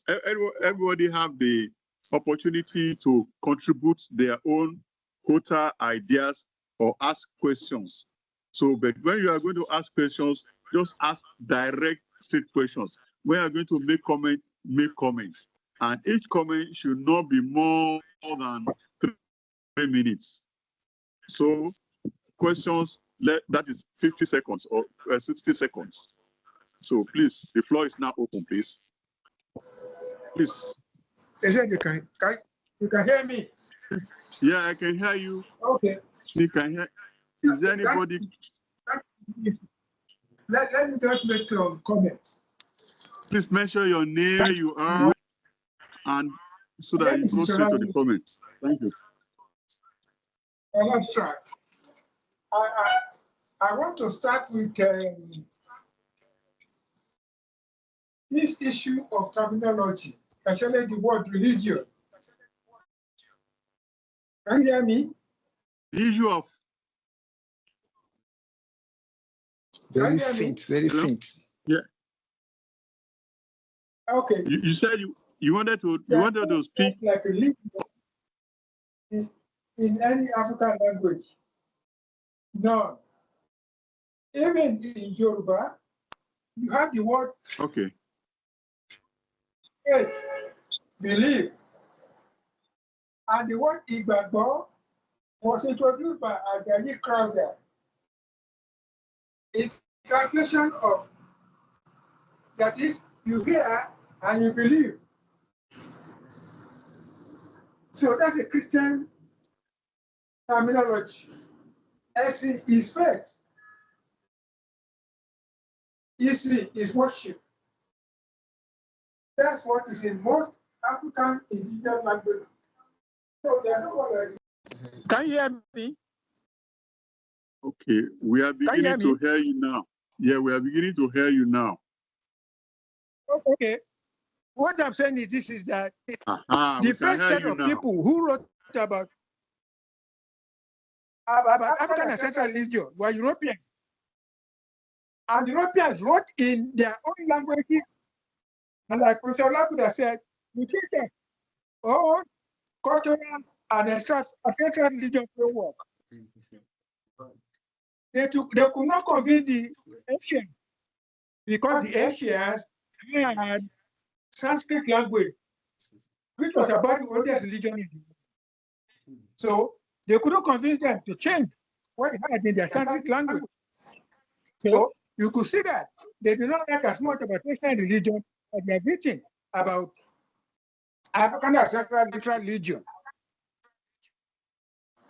Most important thing is this is that the way we even write our Yoruba or any African language anglicized or what we call Europeanized framework. The only alternative is Arabized, which is Anjemi. Those are the two things that Africans use in writing their own language. Some have tried to find out an ancestral way of writing their language, like in Sankofa and all those things. But really, they are inspired too by Asian ancestral language. If you look at them, they are nothing original in them because Africans never had written language. So nobody can come and tell me that what somebody else has written about you, which you did not write about you, is the correct thing. No. Now, let me go quickly to Candomblé. Candomblé is a mixture of African ancestral religion and Catholicism. And really, like the moderator said, without them, African ancestral language could have been dead. African ancestral faith could have been dead without the Afro-Brazilians who held on to part of their ancestral faith. When Angolans were being exported to Brazil, at the port where they were being exported, they were baptized by force to become Catholics. So that when they landed in Brazil, what did not happen in the case of the Yoruba, both the Muslim Yoruba and the one with the ancestral faith. And that is why, again, the word traditional is outdated. Because Islam and Christianity are over 1,000 years old. They have become part of African tradition. That's why we have Orimila. And that's why we use African ancestral faith to go back to what it was before all these things came in. And what faith like Candomblé, Santeria, and so on, we are talking about returning to what it was before they were Catholicized. If you allow me to use that word. We are saying that return to what you were before you can Catholicize. And when you also know too, with Asian faith, even Europeans who are converted to Buddhism and co, they use the Asian language itself. The common one is the Nepalese language and Sri Lanka. Those are the two indigenous languages that are used for Buddhism. And have a lot of common speech, even though they may have two different denominations in Buddhism. That can also happen. We are hoping that the Center for Yoruba Studies that is being set up in Oyo will be able to go to research into some of these areas. Anthropology, our story, archaeology, every evidence that they can collect to be able to return to where we were in the past. So that center is going to be very important. We are also talking to the Institute of Cultural Studies in Ife to set up a laboratory for African ancestral faith to do comparative study of all the. We were set it up in Zimbabwe But with Professor Soko, it did not work out because we just haven't got the money. To do all those things, we need to cost a lot of money. No donor, no person will give you money to study African ancestral faith. And the Africans themselves are not interested in putting their money to study their own faith. That shows the greatest talent that you have. But we must not give up hope. Those who have the money, we continue to find a way to continue with what we are doing right now, okay, until we get back to our own original. And until Africans themselves think ancestrally about the past, and also to look for a way to get back to the past, we need academic institute. We need academic institute.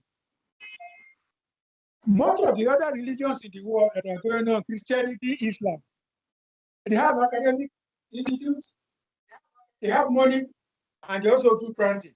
They advertise. You see big poster, big banner. You can never see that in Africa. Never. For African ancestral religion. So if they are that dominant, it's our own fault as Africans, both here and in diaspora.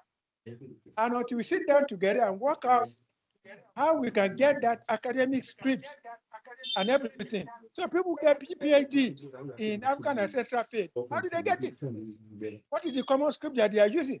Like somebody who's doing Islam or Christianity. Where did they get the foundation for doing a PhD when you have no undergraduate courses in your own particular field? So these are my comments, Mr. Moderator. We have a big challenge, but some of us, as long as we are alive, we are going to face that challenge. Thank you very much. Oh. Thank you very much, General. Thank you very much. Those are very good observations. Those are very good observations. And the General talked about language. Language is a matter of tones, and the ability to use symbols to write languages, I mean, just depicting those tones. Yes, we need money, but the first thing is that we need interest. Somebody must be interested and push. Like I think we have a 54 word letter alphabet that is depicting all the tones that we use in all, not only Africa, anywhere indigenous language is spoken. It has incorporated. We have labeled this 24 or 26 alphabet system, and we now introduce a 54 alphabet system. I think that's intellectual contribution the General was talking about. It is now for us to now adopt it and then start using it. You see, all these things we are talking about money, they are very, very important. But we need some level of defiance. It's like when we started in 2002, I told the people that you have to be defiant to take your public holidays. Now we have your public holidays all over the place. So they say there's a level of defiance about who you are, because they're going to query you at work. They're going to say, where are you? They say, look, I've gone for my performance festival. And we have been having that, at least in the southwestern part of Nigeria. And these 3 or 4 of the states are already adopted. It took us about 20 years to work at that. We have the academic institute, KBAC. Yes, sir. So nobody is getting BA in ancestral faith. Nobody is getting BA. There's an academic institute. We are not even starting with PA. We are starting with 0 from primary school. You see, when we're talking of bachelors, somebody must be able to be interested from primary. So that is it.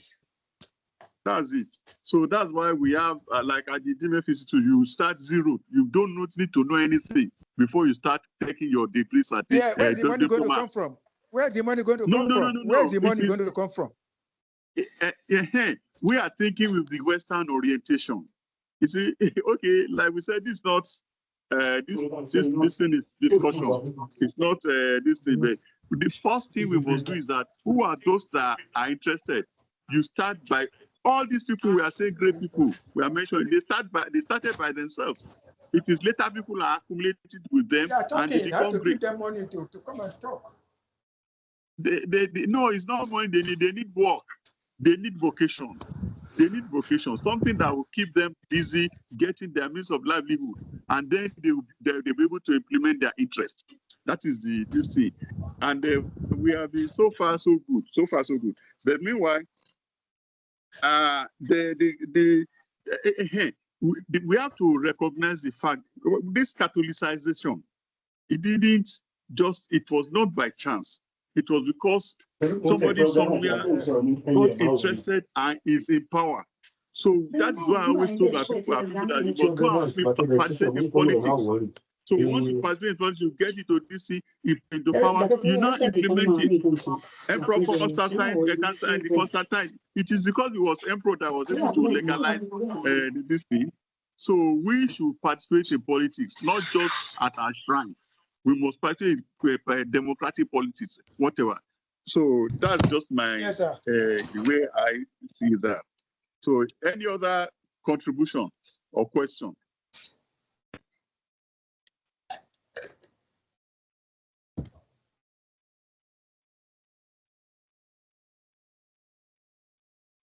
Please, any other?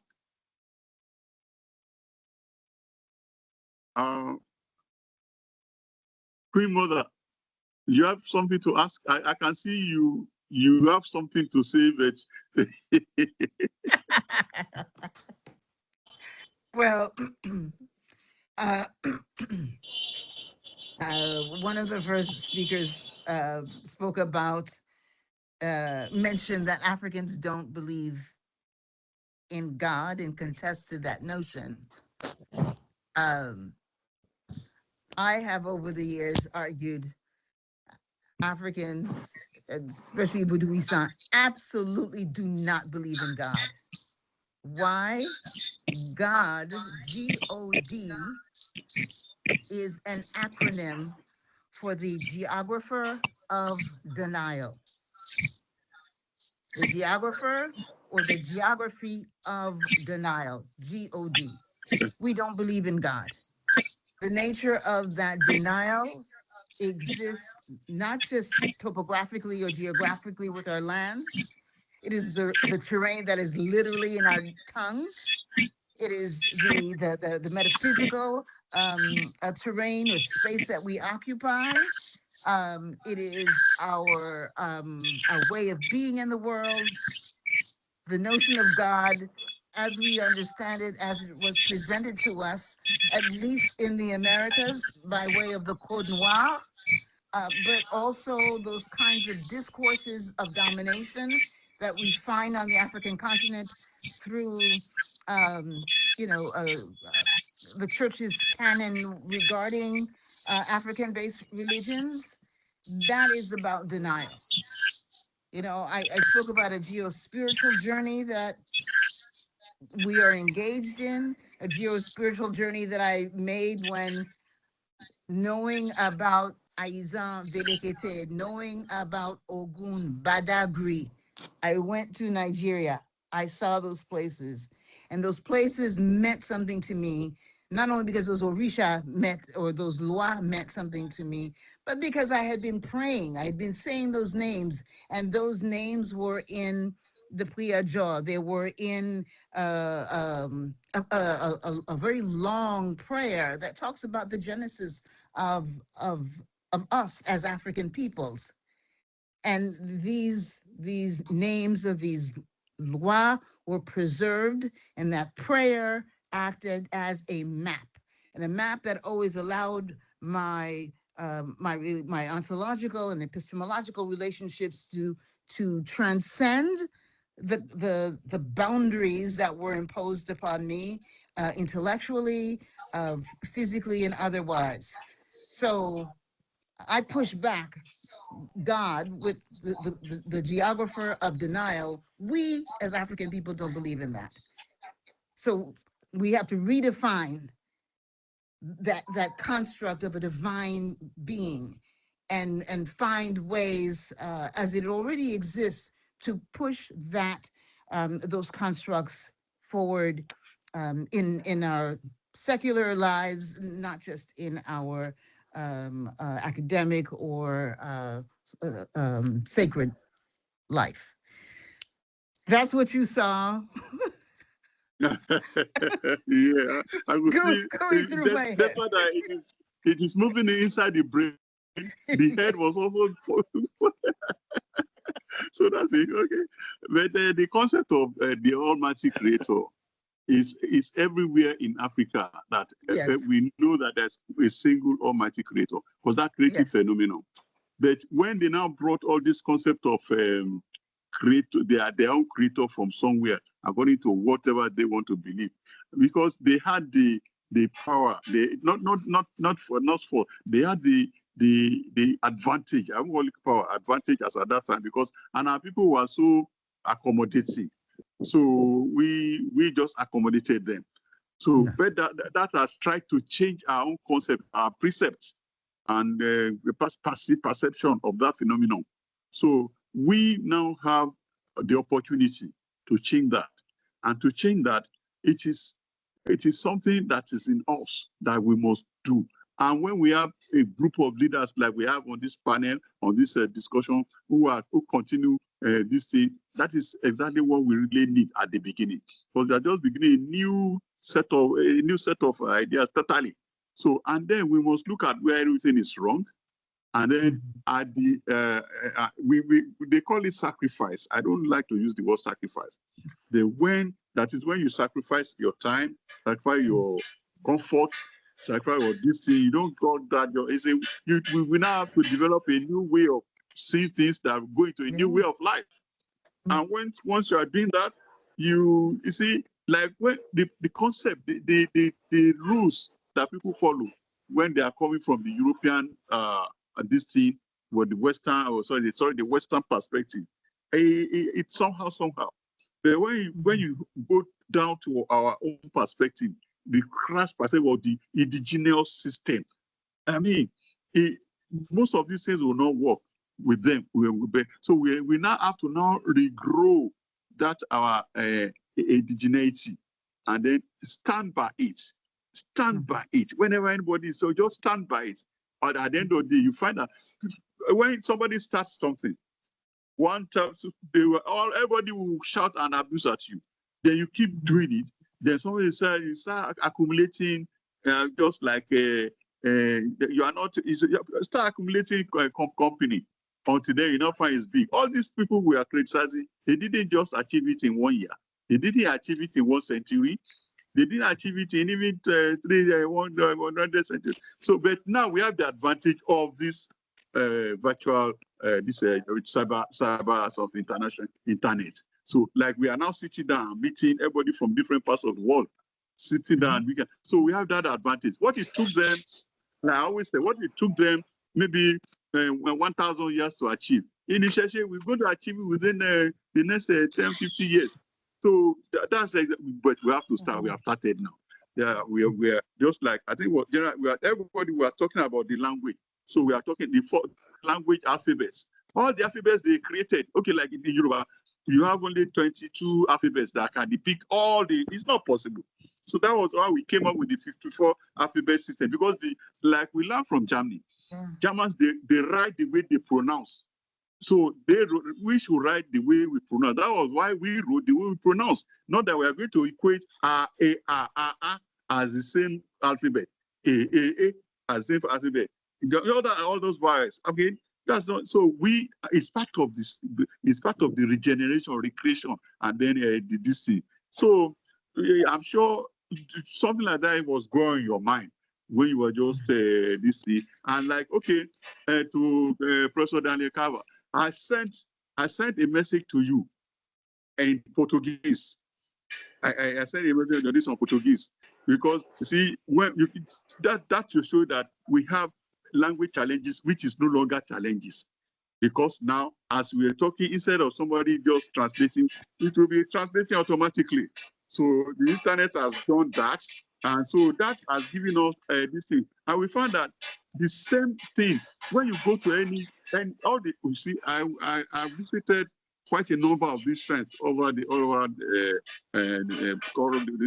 different continents. I found that there's one thing that is common to the indigenous knowledge system, indigenous religions. You have a place in their central shrine. You have a place inside that place. There will be a container.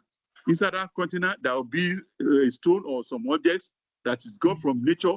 They will now believe that something was that is all the same thing we have here.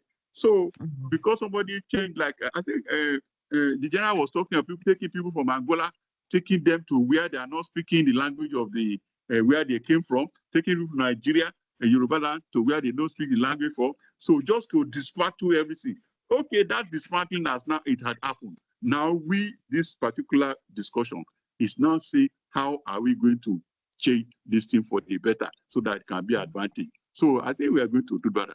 So I can see I like your pair of glasses.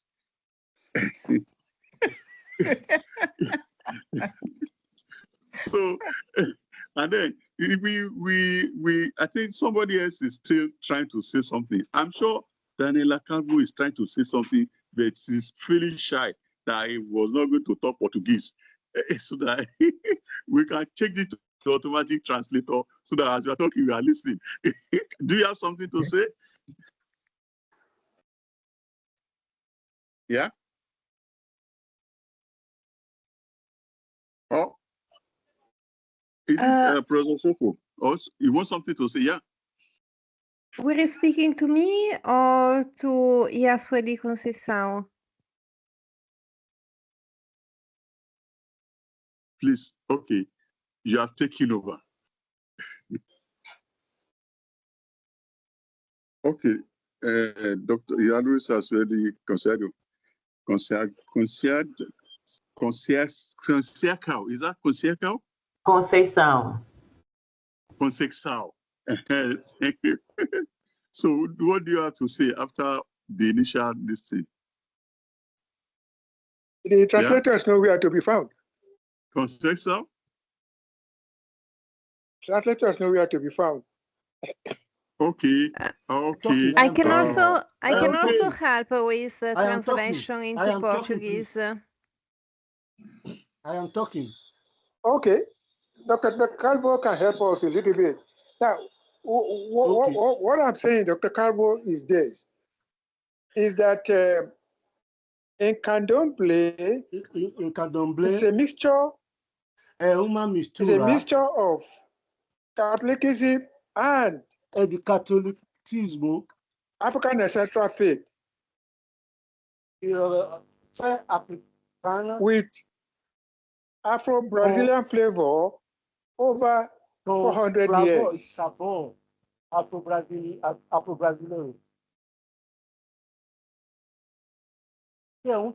What we are saying now is that one, there is no, even though Dr. Sweli says there's Iliaye, but Iliaye is not an academic institute like we find for other religions.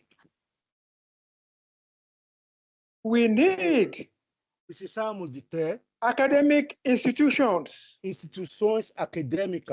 to offer degrees in African ancestral faith. So, do que toca fé africanas ou dos nossos antepassados. We need seminaries. Temos que ter seminários, formações para dar formação aos babalorixás, ialorixás e sacerdotes. We need centers that will continue to do research, anthropological, archaeological, historical, into our ancestral faith. Religiosas e entre outros, para mesmo desenvolver a nossa fé. In fact, the whole cosmological system of the African space, do espaço africano,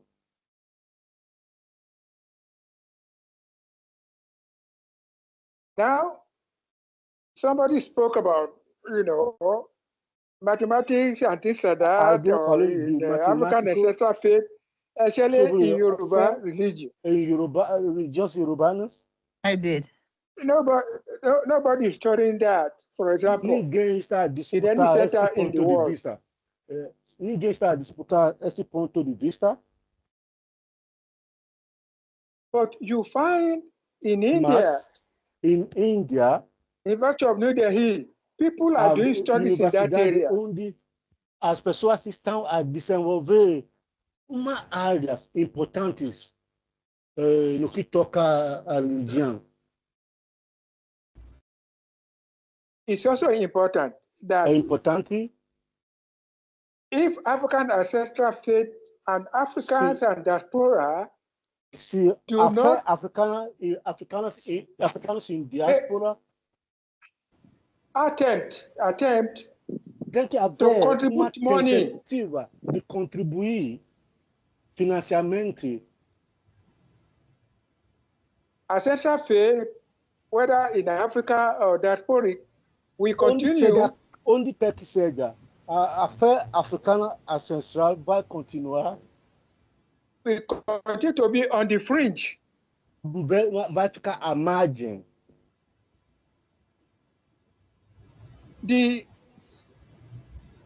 prosperity churches, As igrejas da prosperidade, the evangelical churches, as igrejas evangélicas they have plenty of money.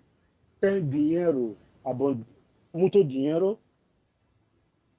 They can do branding, television, Podem advertising. fazer promoções enganosas. And that's why E they can assim, suppress. Pode tentar suprimir.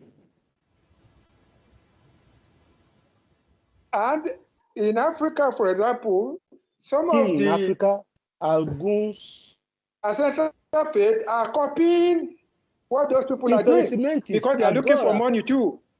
Nós estamos a imitar o que as igrejas estão a fazer, que é uma pena.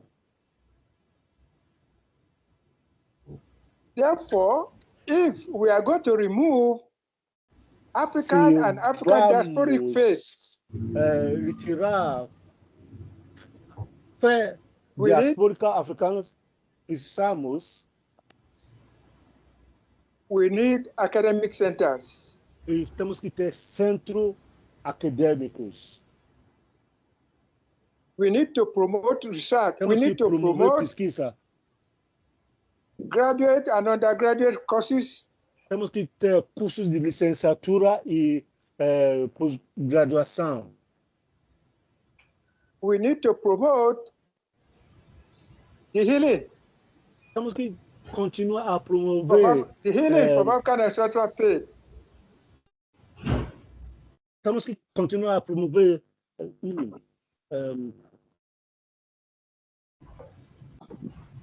with medicinal plants. o uso de plantas. With aromatics.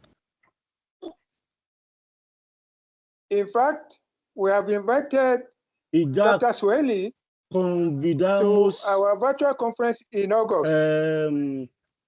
Alguém, Dr. Swali, para o nosso encontro que vai ter lugar em agosto. We have also invited her in October to talk to her about medicinal plant. Ela também vai falar sobre planta medicina em outubro. Above all, we cannot do anything without não podemos money. fazer nada sem dinheiro. How do we encourage Como é que podemos motivar e encorajar to put money para in the investir promotion na promoção of African ancestral faith? Que continuamos a praticar fé ancestral africanas. Lula in Brazil. Lula da Silva em Brasil. I hope he wins in October. Eu espero que ele ganhe em outubro. If he doesn't win, se ele não ganhar, African ancestral faith in Brazil will suffer. Pode ser que vai ser mesmo uma coisa dolorosa, porque a fé ancestral africana vai sofrer. A influência vai diminuir. Finally, to Dr. Sweli, Finalmente, para Dr. she's going Sweli, to attend ela a vai conference participar num encontro, num seminário, numa conferência next week. na próxima semana. She's going to attend a conference next week where some of these issues are going to be discussed. Numa conferência em que vamos discutir, focalizando a nossa atenção neste tema. I request her to please bring up these issues. Olha, faz favor, tem que next mesmo week. levantar esta questão na próxima semana em Salvador. Thank you very much. Muito obrigado. And I want to thank everybody that has been Quero very, mesmo very encouraging. agradecer tudo que participaram neste encontro. Just a minute. Just a moment. Só momento. Before the translator goes, you see, I think what the general is saying is that o que o senhor está a dizer it is now time for our brothers and sisters in the diaspora to recognize the colocar o nosso futuro na nossa mão, temos que agir. Assist the home base to develop and promote what they had, because we are all in synchrony. So, porque nós estamos de acordo, temos que encorajar os outros que estão mesmo atrás para fazer o que estamos a fazer. We have challenges of temos muito desafio. Money to develop this thing, because it is when they are developed that para financiar. Se nós conseguimos desenvolver, wherever they are, whether in Brazil, in the US, if you are in Africa in diaspora, you must assist us at home to now reveal what we are. That is very, very important. Para promover. So when you attend the conference in Salvador, add to it that we need to take care of home, because Africa is home. Africa is home, and you know when your home is, you need to paint or rehabilitate or your home, you need to think of doing that. We need that. So I'm thanking you in advance for taking that position to whatever, and all of us, wherever we are, I think we should propagate that. We need to spend on home so that home can be okay. Desenvolver a casa, porque a base. Okay, thank you. That's obrigado. Acho que é tudo. So, if there are no any other contribution, question, or whatever. Será que há dúvidas para tirar, contribuições, observações? If there are no more, I think it's been a very good day. Pergunta, acho que já fizemos trabalho bom. So then, I also want to suggest that we all go and list all the vocabularies, all the languages, all the words that we think are negative, and then suggest indigenous alternatives. So we distribute it around the world, and we start working on it. Língua e terminologia que podemos usar everybody will now adopt it.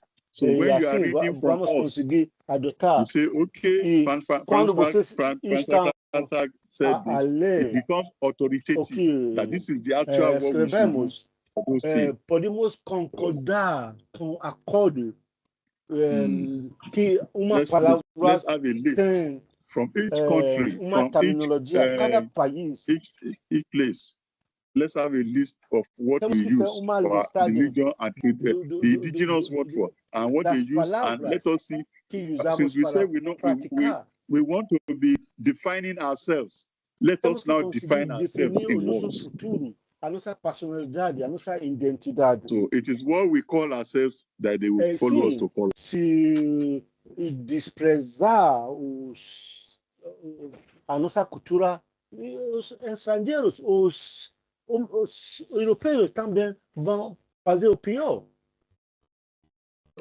Thank you. Obrigado.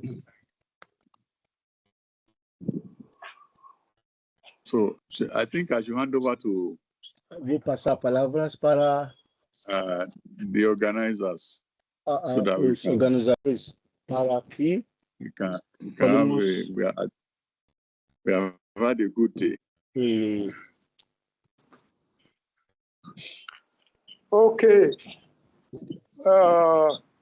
Let me thank the KBS for Thank you, sir. taking up the responsibility and sharing his knowledge of what he had been doing. Personally, his group both there in Nigeria and abroad. Thank him for finding time to be with us. He's not only a medical doctor, he's also a herbalist and also a babalawo and so on. Yeah. So we are very lucky to have 3 in 1, just like that. We thank Professor Laguda, who has always been consistent about his position. Yeah. But what he tends to forget is that as far as Yoruba cosmology is concerned, there's no room. There's no room. Bishop Agai Crowder again had to invent a room. In Yoruba cosmology, there's no sin. There's no heaven, there's no hell. No. Okay? So? No. Yeah. And this is something that is very, very important in any cosmology. Yeah. We are going to differentiate ourselves. Okay. Mm-hmm. Professor Shoko has come up with part of the southern, main ethnic group, the Shonas, in Zimbabwe. Yeah. Yeah.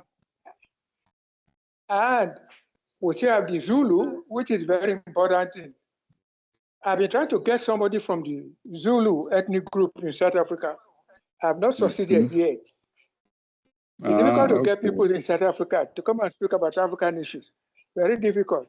Even Professor Shoko, who lives in Zimbabwe, cannot get there. So, how much more me in Nigeria? So it has been very difficult, but they are very important if you are going to talk about African ancestral field. And they are related to Ndebele's. So maybe Professor Shoko can get us an Ndebele person. We may be able to, cover that gap as far as the scene is concerned. Now, Dr. Daniela Calvo, she has been very, very, very, very helpful. Anytime, she's always ready. Thank you very much. To contribute, to provide her knowledge. I've been trying to convince her to set up a center. She not agree, as we say in Nigeria. She not agree. But maybe she agree now. This is a lady who has a doctorate degree in mathematics. Yeah. Then shifted to anthropology. Yeah. I've not come across one. I've not come across one. So I did suggest to her to set up a center for numerology in African and Asian ancestral art. She'll be surprised what can come up from that center, especially in this age of AI and so on, that people are scared of.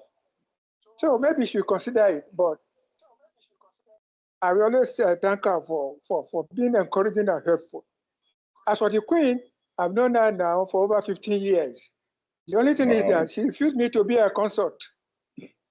Okay? She doesn't want me to be a consort. But anytime I call her, she's always ready.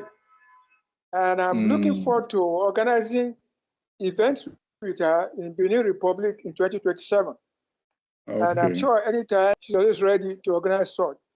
Benin has become attractive to the diaspora. Yeah. And that's why we want to go there next year and see what we can do. Benin has become very, very attractive to the diaspora. Just say you're organizing something there and everybody wants to come.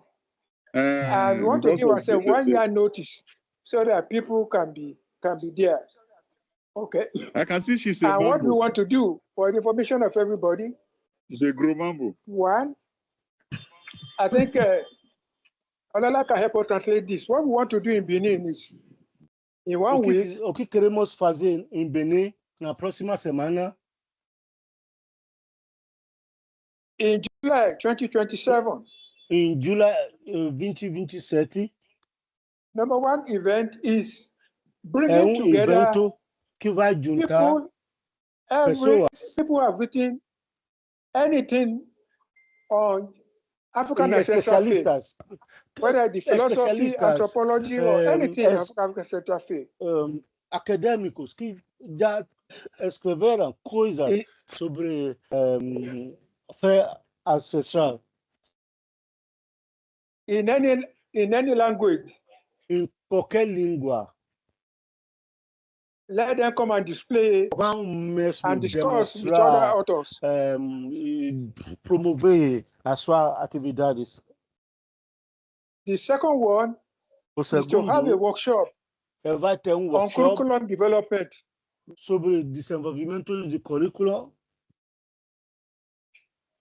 And Professor Tabono Shoko, o senhor Tabundo, with another Brazilian professor, com outro professor brasileiro, are taking the lead. Vão mesmo chefiar isso, vão liderar. Before that workshop, there is going to be, for the first time that I know of, a conference vai ser on the doctrine conferências onde vão promover doutrina of African ancestral faith. Sobre fé africanas ancestral.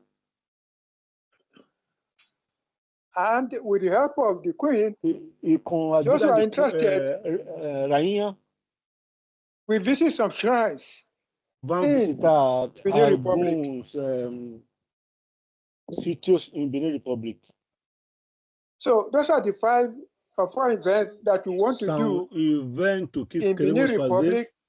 In Benin Republic. In Cotonou. In Cotonou. And Porto Novo. In Porto Novo. Hopefully, we see the new museum for Ifa and Voodoo museum being built by the Benin Republic government. De Benin. And finally, I've spoken about the Center for Yoruba Studies. That is falamos também do Centro de Estudos Yoruba que vai ser estabelecido em Oyo.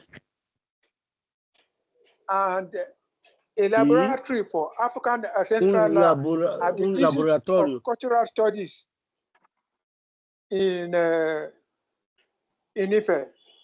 Em Ife também vão estabelecer centro. Some may like to be online virtual research fellows. E também vai haver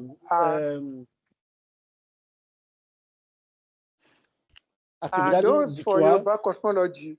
E sobre cosmologia Yoruba e parte do centro também vai estar em Oyo.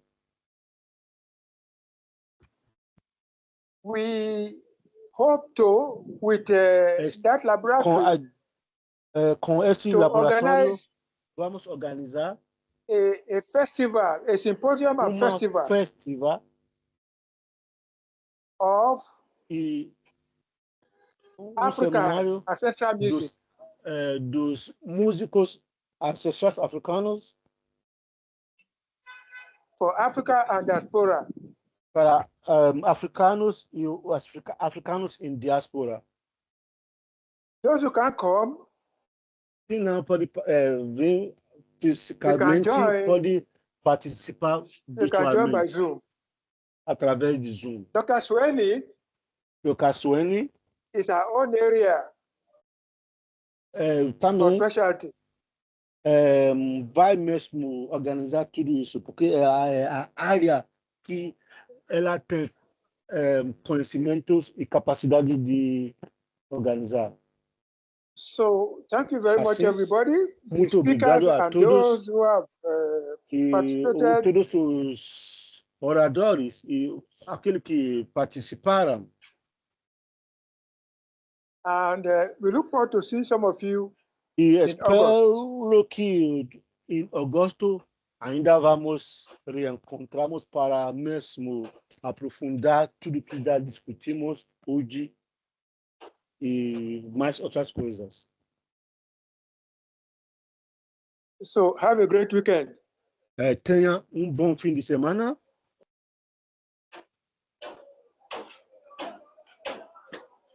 Thank you very much to all. Muito obrigado, Bye. senhor. Thank you very much.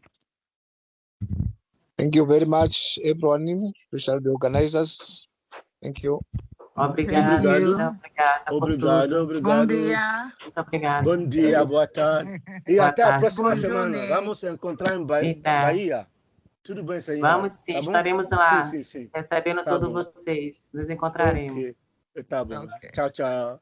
Ciao, au revoir. À tout à l'heure, à la prochaine. À la prochaine. Oui, d'accord. Ok, d'accord.